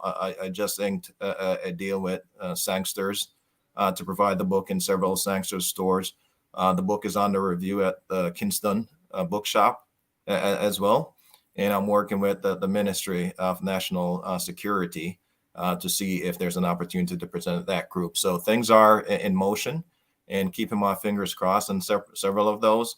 But looking forward to this year, really spending some time and investing in those who have a need on the island. Awesome. And I know you were just here. We kind of just missed each other. Oh wait, no, you're coming this in a couple weeks. End of this month, but I'm not going to be here. But I would love, if I don't think we're going to have our classes, I would love if you could come and speak to our students at our nonprofit organization and NEAT. But I don't think when you're here, our classes aren't going to start until June, until school is out. But if there's a way we can stay in touch, and in the future, we have about 3 classes per year. And if we can arrange for you to come in and speak to our students, I think that would be amazing. Absolutely. I tell folks I just need a reason to come to Jamaica, and I'm there. Right? Awesome. Who doesn't want to be there? Beautiful sun, beautiful people, the environment. There's just a certain life form when you're there. The energy that you feel from the sun and everything else, there's nothing like it. So I'm wide open. Any advance notice is appreciated, so we can plan accordingly. But Sure. absolutely keep me informed. And what's your goal for the book? Ultimate goal, Throp, is for it to be a household item and a must read for the target audience, right? Current and future generations. There are some things where I myself, with my children, it's things you want to hand down to your kids, right? Hey, whether I'm here or not, here is something that you need to do. You teach your kids how to save, right, and to be financially literate. You teach your kids how to be responsible men and women. Off the environment. And for me, this book needs to be one of those household items that everybody gets a copy. Everyone can pass it on as a legacy, because we all have kids who grow, right, past the high school phase, may or may not go to college, and that's fine. But we all get to a point where we become working individuals. And it's at that point that you need this book to help you navigate your way throughout the organization. That the key thing is, and I'll touch that, success comes in many forms for many different people, right? And some folks may want a stable career, something that's satisfying. Others may want just to have a sense of belongingness. I'm a part of something that's going well, while others may want to achieve the highest level possible. So for some, they want to get promoted. They want to become CEOs, directors, vice presidents, right, of different organizations. So success means different things to different people. And the principles outlined in this book, absolutely, once you apply them, will help you along that path to achieve that goal. Awesome. And you just touched on something that I thought was important, and we talk about that a lot on here, especially on the live stream, is the importance of financial literacy. And how do you convey that in your family and with your kids, and perhaps even in the book? There's a title in the book that talks about that, and there's a term you've probably heard, Throp, that says short-term sacrifice equals long-term gains. That's right. And for me, one of the things growing up, that if I could do things differently, what would I do again? It would be to invest a little bit more, right? So financial literacy, unfortunately, it's not even something that's taught well in schools. You go through high school, they don't really teach you that. You go through college, and I was a finance major, and there's still some gaps to that, right? And it's something where once I became employed full-time, I learned a lot along the way, trial and error, by experience. But when it comes down to, if your company offers any type of, 401ks or any other options for you to invest in that company itself, you want to take advantage of it. In today's world with technology, there are many apps, right, that you can go on the E-Trades and open a stock account or any other investment account. And I heard a speaker say once that in your 20s, it's important to try almost everything. Whatever you want to do, whatever you think you like and may have a passion for, you try it. In your 30s, though, you need to figure out what it is that you do best. And in your 40s, you need to make money from that, right? So along the way, what you invest in your 20s and not spend that money partying and doing some of the unnecessary things that you think at the time is a thing to do. 10, 20 years later, you would absolutely see the financial benefit of doing so in the earlier stages of your career. So for me, it's something I want to impart and leave that legacy with my young ones, to be fiscally responsible, and enjoy your finances, enjoy your money. You have to do that, right? Enjoy a portion of it, but also think about the future. Think about the legacy, not only for the current, but what you want to leave behind for your future generations. To just, folks use the term break generational curses. But for me, I want to set up my family and future ones to have a better start than I did. And that should always be the goal for every parent. And you might have answered this, my next question, prematurely, but what would be one piece of advice that you would give your 20-year-old self? I think that would be it as far as making necessary sacrifices for things that you have a desire for. And I won't put that in a box to whether finances or anything, but for me, I relocated several times for my career. And it's something I'm very happy that I did, because the experience of just being, amongst other cultures, different people, different environment, it's something that's just valuable for me. And so in your early stages, you may have a desire to do some things that may even go against the norm of your upbringing and things that you were told to do and not to do. But it's important for you to take risks and go see the world, right? Do things that you have a desire and a passion for. And speaking of relocating, do you have any plans, desire to move back to Jamaica? I'd say yes, Okay. absolutely.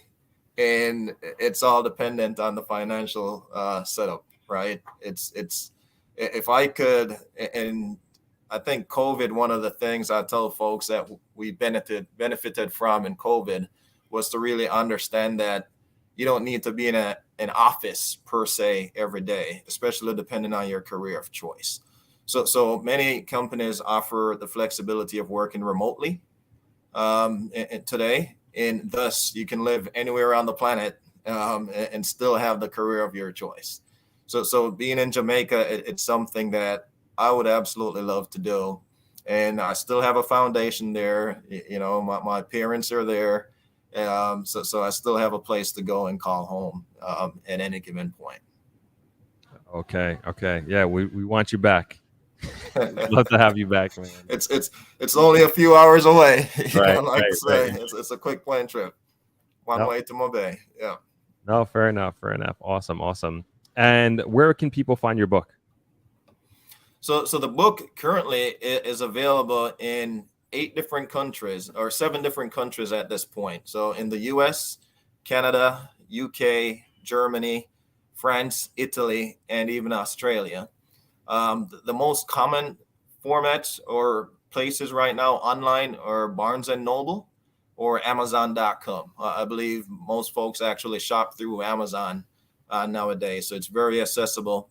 You can easily find it on Amazon. Locally in Jamaica, again, working on getting it in the bookstores, in Sangsters and Kingston Bookshop, if that goes well, but can be purchased through Kindle. So you have the option of a hard copy or a Kindle version as well online to read, and both are available through Amazon.com. Awesome. And as we have the book cover here on the screen, and also in your background there, can you just tell us a little bit about the inspiration and the thinking behind this cover? It's one of the first questions that gets thrown at me for several obvious reasons that you see on the cover. But a part of this journey in writing the book, this was one of the most challenging things, because you create the content, but regards to the marketing and the cover itself, where do you find that? I wanted to find something that inspires, right? And thought provoking, and leads to that image of someone who's really thinking about a career.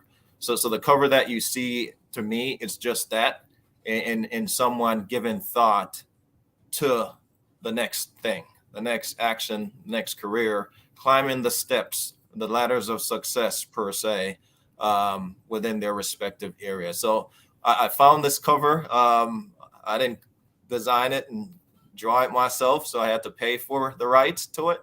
But when I saw it, it definitely spoke to me exactly what I was trying to deliver, to create thought for someone who's thinking about their career and next steps.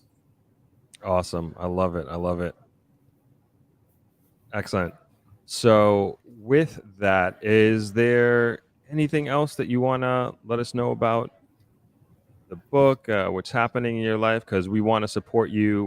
Where can people follow you and keep up with what you're doing? So I'm currently on Facebook. So Sheldon Dyer, you can search me. I'm open there. Instagram as well. Dr.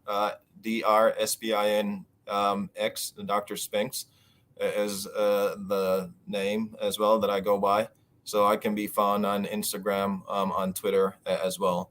Facebook is the most common format, so you can easily search for Sheldon Dyer. My contact information is there if anyone has any questions. LinkedIn, I do have a professional profile on LinkedIn. So again, feel free to search through Sheldon Dyer. My contact information is there. LinkedIn is the format that I use. Folks do want to request speaking engagements from a professional standpoint, but Facebook is used from a personal lens for folks who request different type of engagements there as well. Okay, excellent. So I have it right there on the screen for everybody to see. LinkedIn and Facebook, Sheldon Dyer. And then on Instagram and Twitter is Dr. SPINX on Instagram and Twitter. So if you guys want to follow Sheldon and his journey and support him, you guys can check him out on all those socials. All right, cool, man. This was awesome. Thank you very much, Throughout. This was great. I love this program and love what you're doing. I'm very pleased.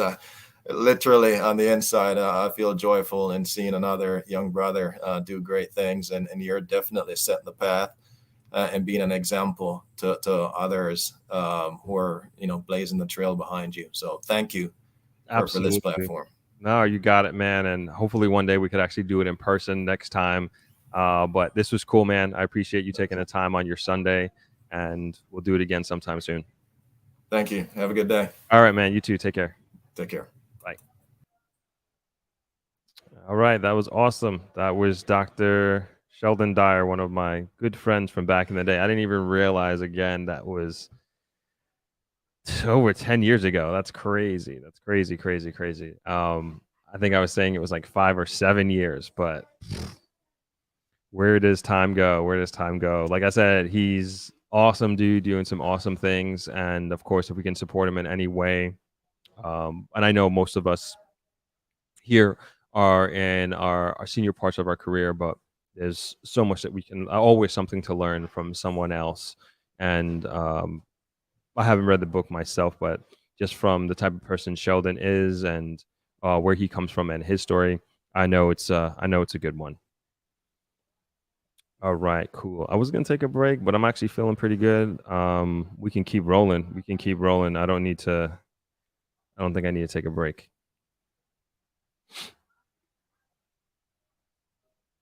All right, let's get back into the airport. Hold on one sec.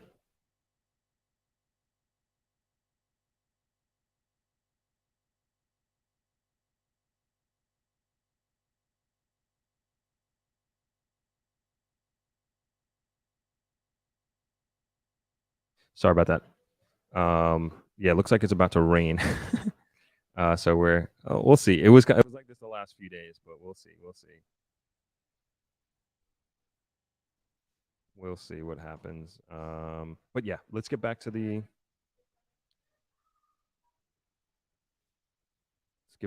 airport. All right. Where were we? Okay, we were on the schematic.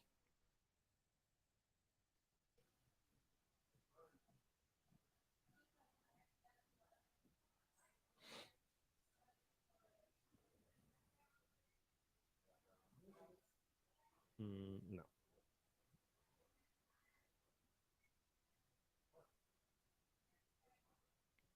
All right, so let's get into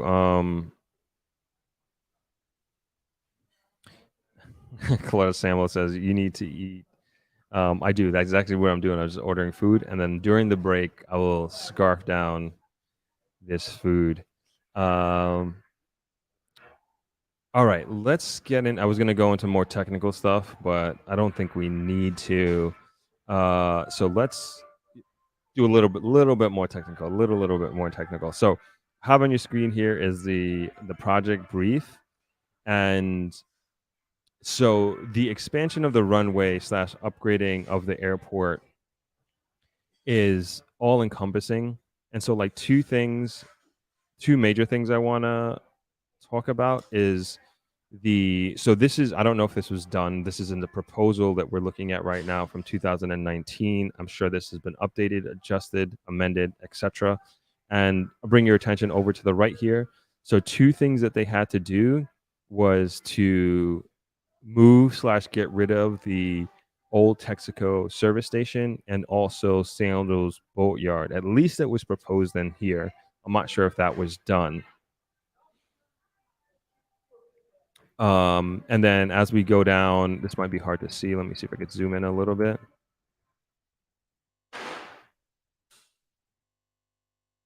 So moving over to the right side of your screen, it just kind of shows like how it's like affecting everything.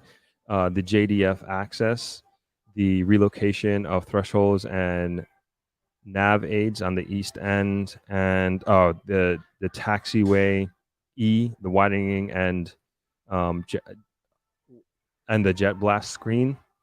And then they, because of the expansion and the relocation slash moving, destroying the gas station and the boatyard, they actually had to construct a bridge to reroute that road. So if you know that back end where Sandals Montego Bay is, that back road where Reggae Rio is, and then you kind of go to that Y in the road.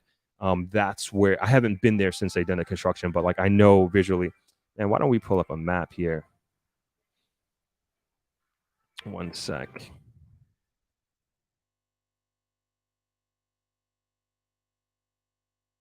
All right, let's do this together. We're tripping out here. Chad.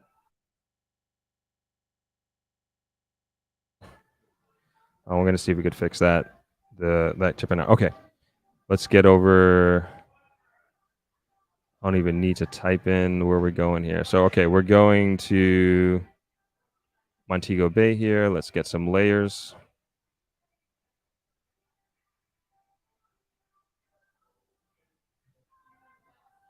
Okay, cool. All right, so this is the Y I was talking about here. So it looks like, trying to see when, if there's a date on here. It says map data 2023. Doesn't seem like it, but maybe.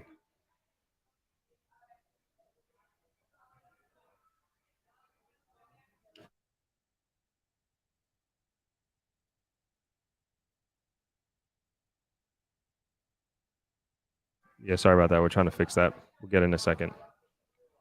But yeah, here is the expansion of the runway where they're doing here, where they're going to be doing it here. And maybe this is it complete. I'm not sure. Again, I don't know when this was, but this is the Y I was talking about here. This is where I had visually, and then this is kind of like this is Sandals Montego Bay over here, and then this is like that back road to Rio Montego Bay. That sometimes it's faster than this main road. Sandals Royal Caribbean, man, totally off on a tangent, but like, how awesome does this look? These overwater bungalows in the shape of a freaking heart from space. That is pretty sweet. Pretty sweet. It costs a pretty penny to stay there, but very nice. Well done. I think it's beautiful. Maybe one day. Maybe one day. Anyway, I digress. Let's get back to the airport. Just want to point that out.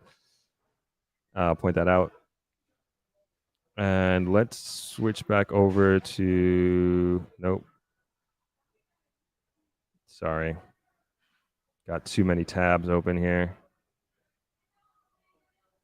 Oh yeah, we're back here. Okay. So yeah, this is where we're talking about all the right here on the right, as we were showing here on the map. So this is where all that fun stuff is happening. What else do I want to bring up?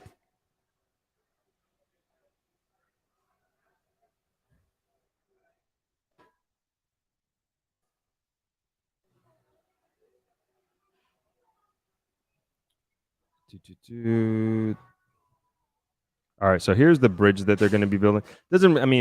I just find this stuff cool, like the civil engineering of everything like that, of everything, and like what they're doing and the adjustments that are being made. I mean, you could just tell like this is like very comprehensive, and a lot of work and effort has gone into making this happen. And it's also not just like a government initiative, like we mentioned Sandals, we mentioned Texaco gas station, and to get this stuff done, like those separate parties had to agree to this. And obviously for that to happen, they were like, oh, I'm sure their mind is like, man, this is for Jamaica, like anything we can do to help kind of thing. I'm assuming. I mean, but it's getting done is my point. It's getting done with a collective effort.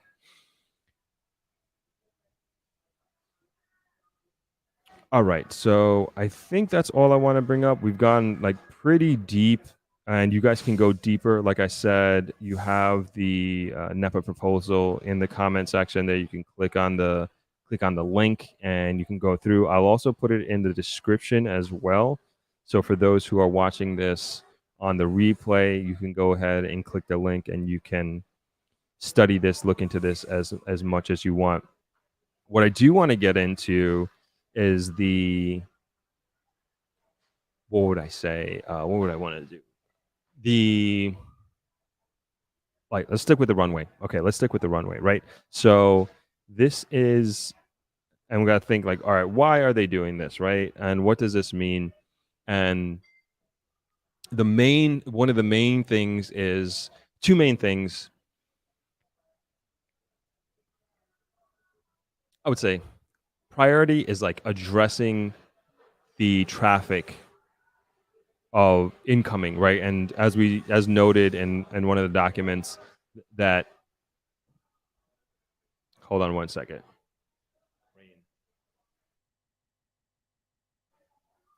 I think it's raining, so I think we're gonna. If it's okay, it's okay.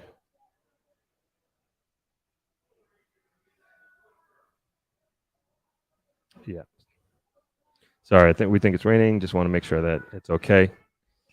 But anyway, one of the things that main thing they want to address is that, and according to the documents that we saw, is that as the MBJ airport stands, is that it will be at capacity in 2028, which is very soon. We obviously don't want to wait until then to make adjustments on how the airport is set up, and they've been proactive in addressing that issue. So that's one.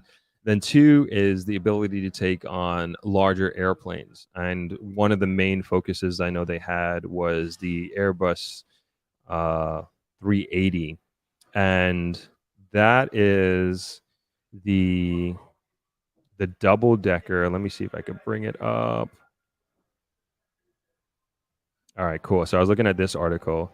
So the Airbus 380 versus 747. So the main thing that I was seeing with the 380 is that it's the only airplane that is full length double decker. I mean, this thing is humongous.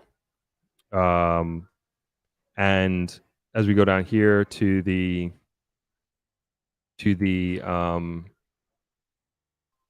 not the schematics, but when you're comparing the Boeing 747 to the A380, you could see the average capacity is 410 for the 747, and the Airbus is 555. And then they also talk about the fuselage and how big that is, and it's much larger than the 747. And what that means is that it can go further. And trying to find it. Okay, yeah, talking about the fuel capacity. So here it is. So the 747 has 63,000, can take up to 63,000 gallons, and the Airbus can take up to 85,472,000 gallons of fuel. And it's also much more efficient. I forget the percentage. I don't think it's in this article. But it's more efficient to fly in its design, and I guess for the purposes of us and what this means for Jamaica is that, and as you can see, it's like very beautiful, like super modern. We're looking at the pictures here. Different airlines have different different versions, if you will, different classes. But pretty cool, pretty cool stuff. And it will allow further flights. Like I mentioned, I know there were talks about Shanghai, there were talks about Delhi, these far away places that can go directly to Montego Bay without having to stop, refuel, or maybe have people get off a plane and and deplane and replane, that sort of thing. So we're expanding our reach as far as the ability of people to come to Jamaica from all parts of the globe, and the expansion of the runway accomplishes that. And then I know some people were talking in the comments about the trying to scroll up about the long waiting lines, right? And so that is a notorious problem, and it has been for years, as well as once you get out the airport and you're, say, coming to Negril. All right, so let's stick with the airport. So right now it could be, as we were alluding to before, it can be a long time to get through the airport. Excuse me, and the documents that we were talking about earlier they're talking about expanding the amount of kiosks there, and so that's going to help. That means that you have less custom agents that you need to go through, and it'll be a lot more automated, which is fantastic. And the idea is, like, obviously nobody wants to keep you in the airport any longer than you have to be, and of course the safety of everybody is priority, and then also the laws of the land need to be enforced in terms of immigration and making sure that we don't have things coming in the country that shouldn't be coming into the country. So those processes have to take place, but they're working on a more efficient way of doing that, and they're very they're making this a priority. Let's put it that way. Hold on one second.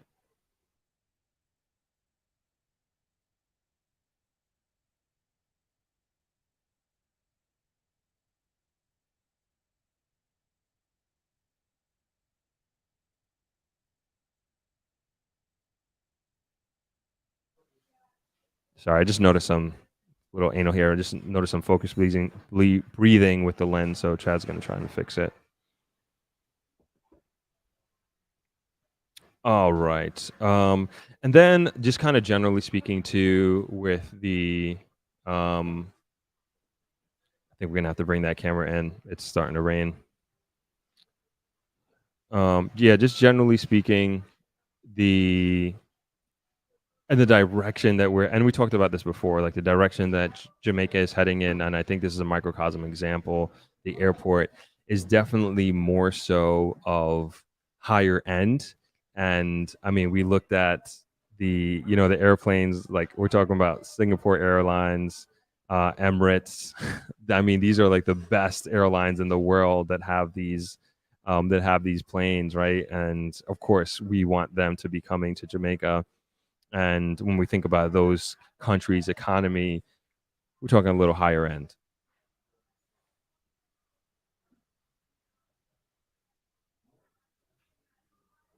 And then we alluded to about the upgrading of the terminal as well.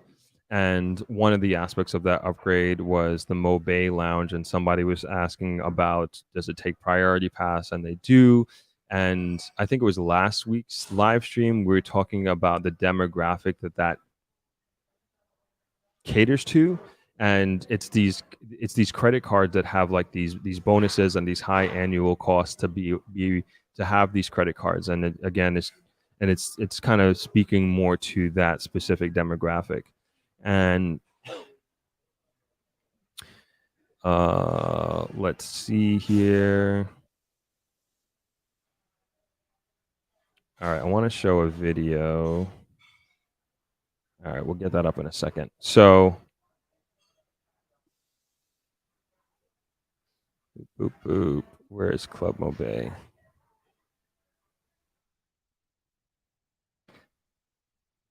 I'm not like promoting them or anything like that. I guess indirectly I am. But I think it's just such a great service.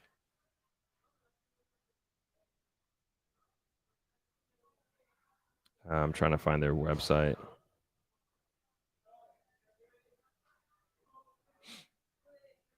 Oh, here we go. All right, let me get this on the stream.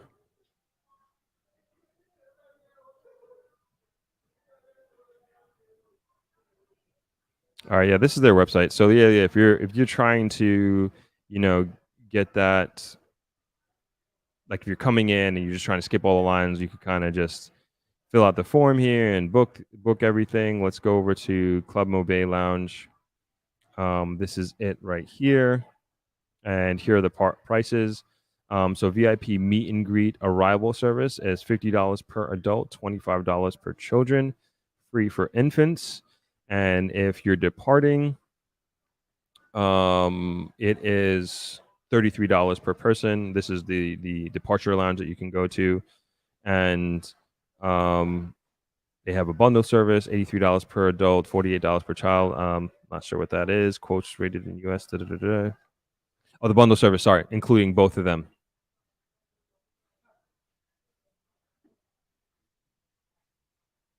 So they have walk-in, like I said, but it's definitely better to reserve because again, I've gone there and it's been fully booked, and Jamaica has been extraordinarily popular, and as you can imagine, due to the popularity, sometimes you can't get into these lounges. All right, so let's look at this video. Oh no, we already got that. Okay, here's the video of, what am I doing? Sorry, I'm like all over the place.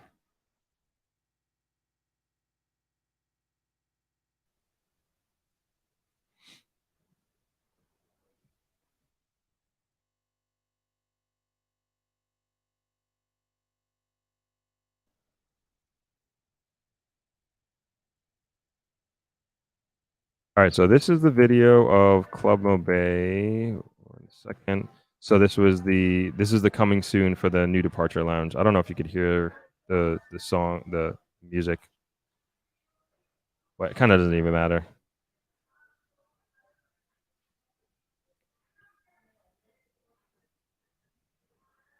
It's like 30 seconds.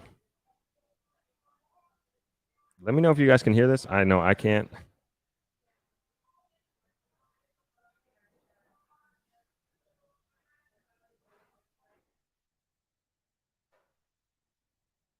This is an architectural rendition of what it's going to be. All right, cool.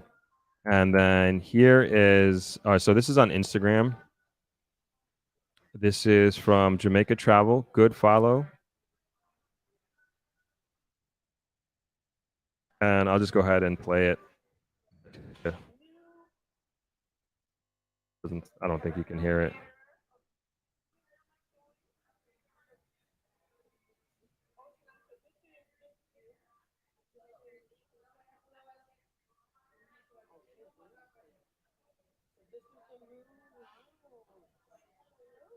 So this is the real life version of the rendition that you just saw.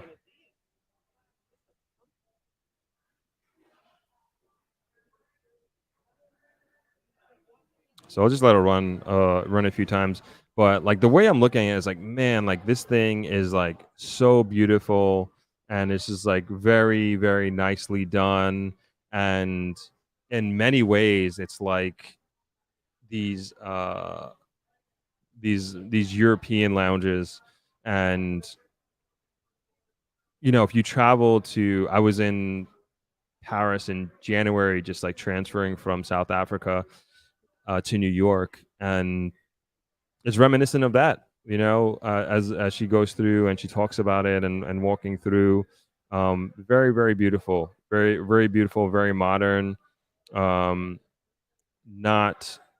at least to me, it doesn't look too crowded. It looks like they have nice, comfortable seating, and then you have a panoramic view of the airport, and it's just like a great place if you have some work to get done while you're traveling, to sit down, plug in, if you want to read a book, if you want to relax.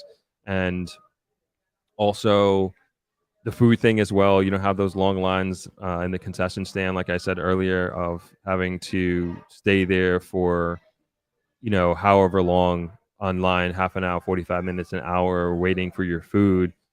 Everything is included as well. Like once you pay or once you use your priority pass or whatever it is to get in, everything in the Mobay Lounge is included. So great service, and I think it's a great amenity for Jamaica. All right, so yeah, that's. Let me see. I'm gonna stick since Make a Travel hook this up with this video. You guys can go ahead and give her a follow. But that's the video, and that's um, her page. Cool, cool. All right, what else we got? Oh, wait, hold on. Let me stop that video. Let me know if you have any questions or comments. I see a few there about about the airport and what you think this means, and what you think it could mean. We're probably going to take a break in a second. Still don't have any new videos. I'm sorry. I keep promising, but we don't got time. We don't got time. We're trying to find the time to do these videos.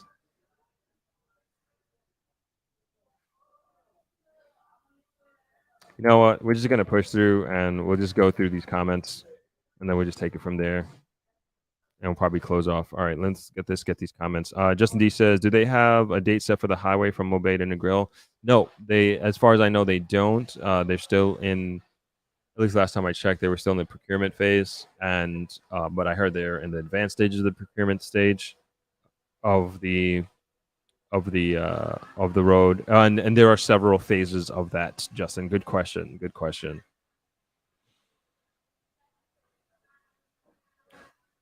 Yardi Tove says the original design of Mobay Airport wasn't as efficient in terms of future expansion, no doubt due to the hotel interest on the shoreline, a lot of wasted space.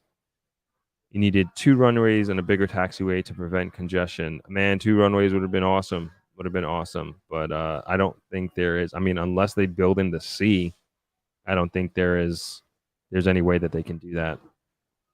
Franklin chiming in from New York. Donna Bright says there's also Club Kingston. Yep, there is. Have I been in that one? I think I have. Yes, I have been in there once. But Mobay is definitely my go-to. Aaron says, Throp, I find your channel to be very interesting. What are your views on the current economic climate in Jamaica, especially in relation to crime, technology, and ease of doing business? Good question. I'm going to hop back to that in a second, Oren. I will not forget you. Yardi Tove says, anyone who has ever rerouted from Mobay to Sangster, no. On the best day at Mobay Airport, no, it's white knuckles all the way. But say your prayers in the rainstorm, need a reassurance too bumpy. Aaron says Club Mobay, so relaxing. If you're not careful, you miss your plane after you've checked in. Yeah, it's pretty nice. Michelle says, very nice. Thank you. Well, not me, but them. Michelle says, hey, Throp, good to see you looking well. Haven't caught you live in a while, but I've still been following you. Keep up the good work of showing the real beauty of Jamaica. Thank you. I most certainly will. Thank you very much, Michelle. Donna Bryce says, there are even shower and changing rooms for last-minute beachgoer and Mobay spa facilities as well. That's right. That's right. Great point. Yardi says, better to ease the tension of expansion in Mobay, building a better planned airport with more land towards Trelawney, leave the shoreline to hotel interests backwards and squeeze fit seems the way. Andrew Blake says, hi, Throp, Club Mobay arrival. How does that work? So you have to book beforehand on the website. I think I took it down. All right, here. So I'm just bringing it up now. So if you want to book your arrival, your date, and everything like that, you can book. And when you arrive in Jamaica, somebody will be there waiting for you with a sign, and they'll escort you right through the airport. Great service, really, really great service. I've Yeah, I have used them. I have used them before. Excellent. Highly recommend. Highly recommend. All right, so up to Oren's question. And just as a reminder, he says, what are your views on the economic climate in Jamaica, especially in relation to crime, technology, and ease of doing business?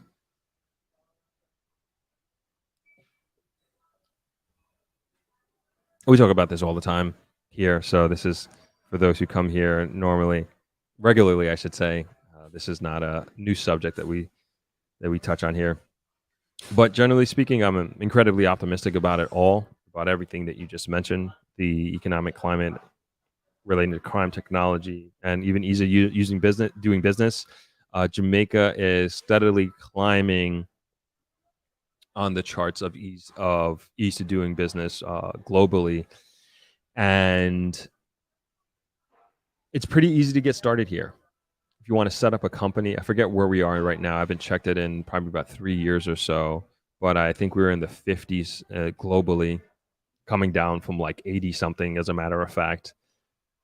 But real easy to do business. The technology of these government websites are really advancing, and it's just becoming so much more comprehensive in terms of attaining information, understanding of starting a business, paying taxes, getting on the phone with customer service representatives, and also the aptitude of the customer service representatives is very high. And as I mentioned before, my experience in speaking with the TAJ, the Tax Administration of Jamaica, when I was looking for guidance on setting up my production company and doing a bunch of things in that, they were extremely helpful, and really I was impressed. And then I was also impressed with the ease of use of the website.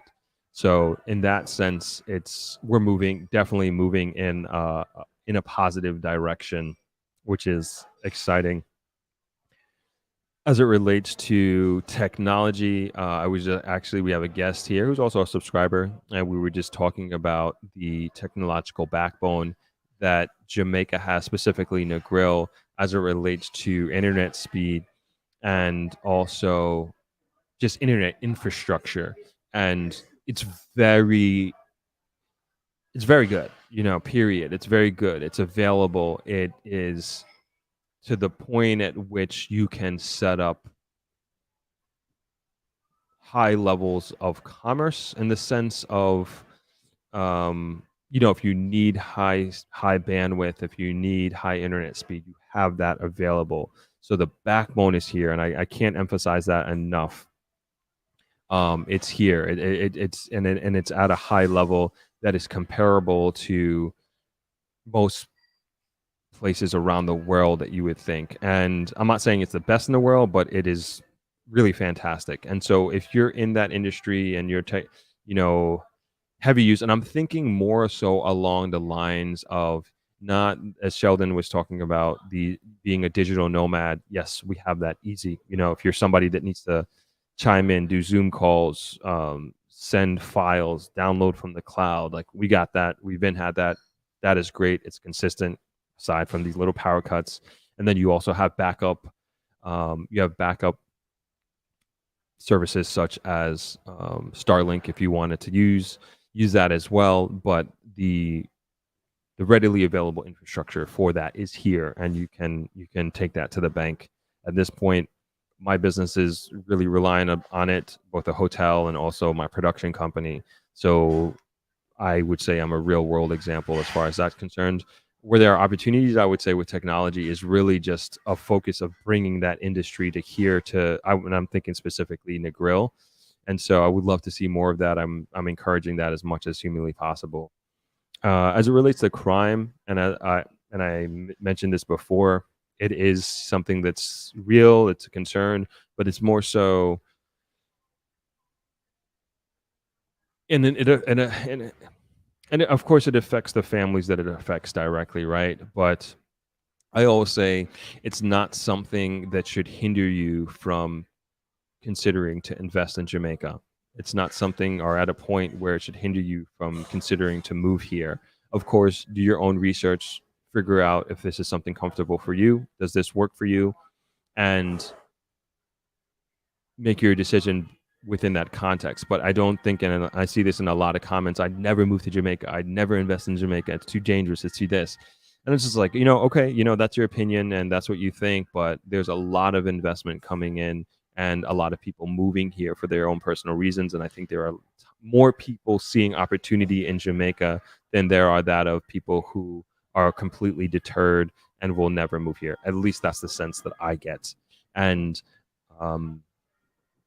those individuals obviously see something and see the potential in Jamaica. And all I'm doing here is presenting information to this community to help individuals make a decision on their own as to whether they want to invest here or move here or not.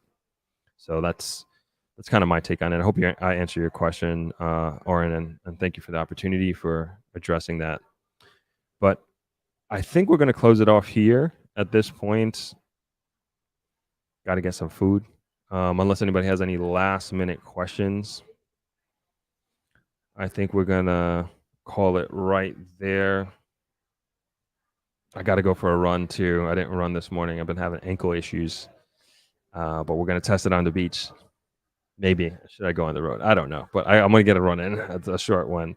So I want to squeeze that in today. So with that, I think we're gonna close it off there. This was another good Sunday. Thank you, Sheldon, for coming on. Much appreciated. Definitely, everybody, check out his book. You're welcome, Oren. Thanks for the question. And we got some Adriana. You're welcome. Thanks for coming on. I know last week I said we're going to do the Jin and Jay interview supposed to drop yesterday, but are actually going to do it this Saturday. So look out for that. Very, very interesting interview.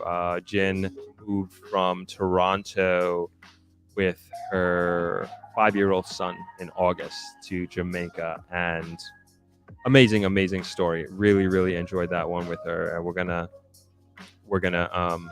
drop that on Saturday. So look out for that. We'll be back here, same time, same place next week, 12 p.m. Jamaica time. And we will, I don't know what next week's subject is, but it'll be a good one as usual. So thank you again for joining us on this Sunday. And Michelle, thanks for joining. Shayna says, go. All right, I'm going. Looking forward to seeing you on the beach, Miss Cole.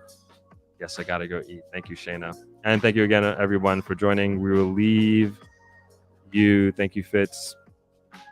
Thank you, Yardi. Appreciate it. I'm going to leave you all with the beach view there. I'll see you next week. Same time, same place, 12 p.m. Jamaica time. Everyone have an awesome week. See you.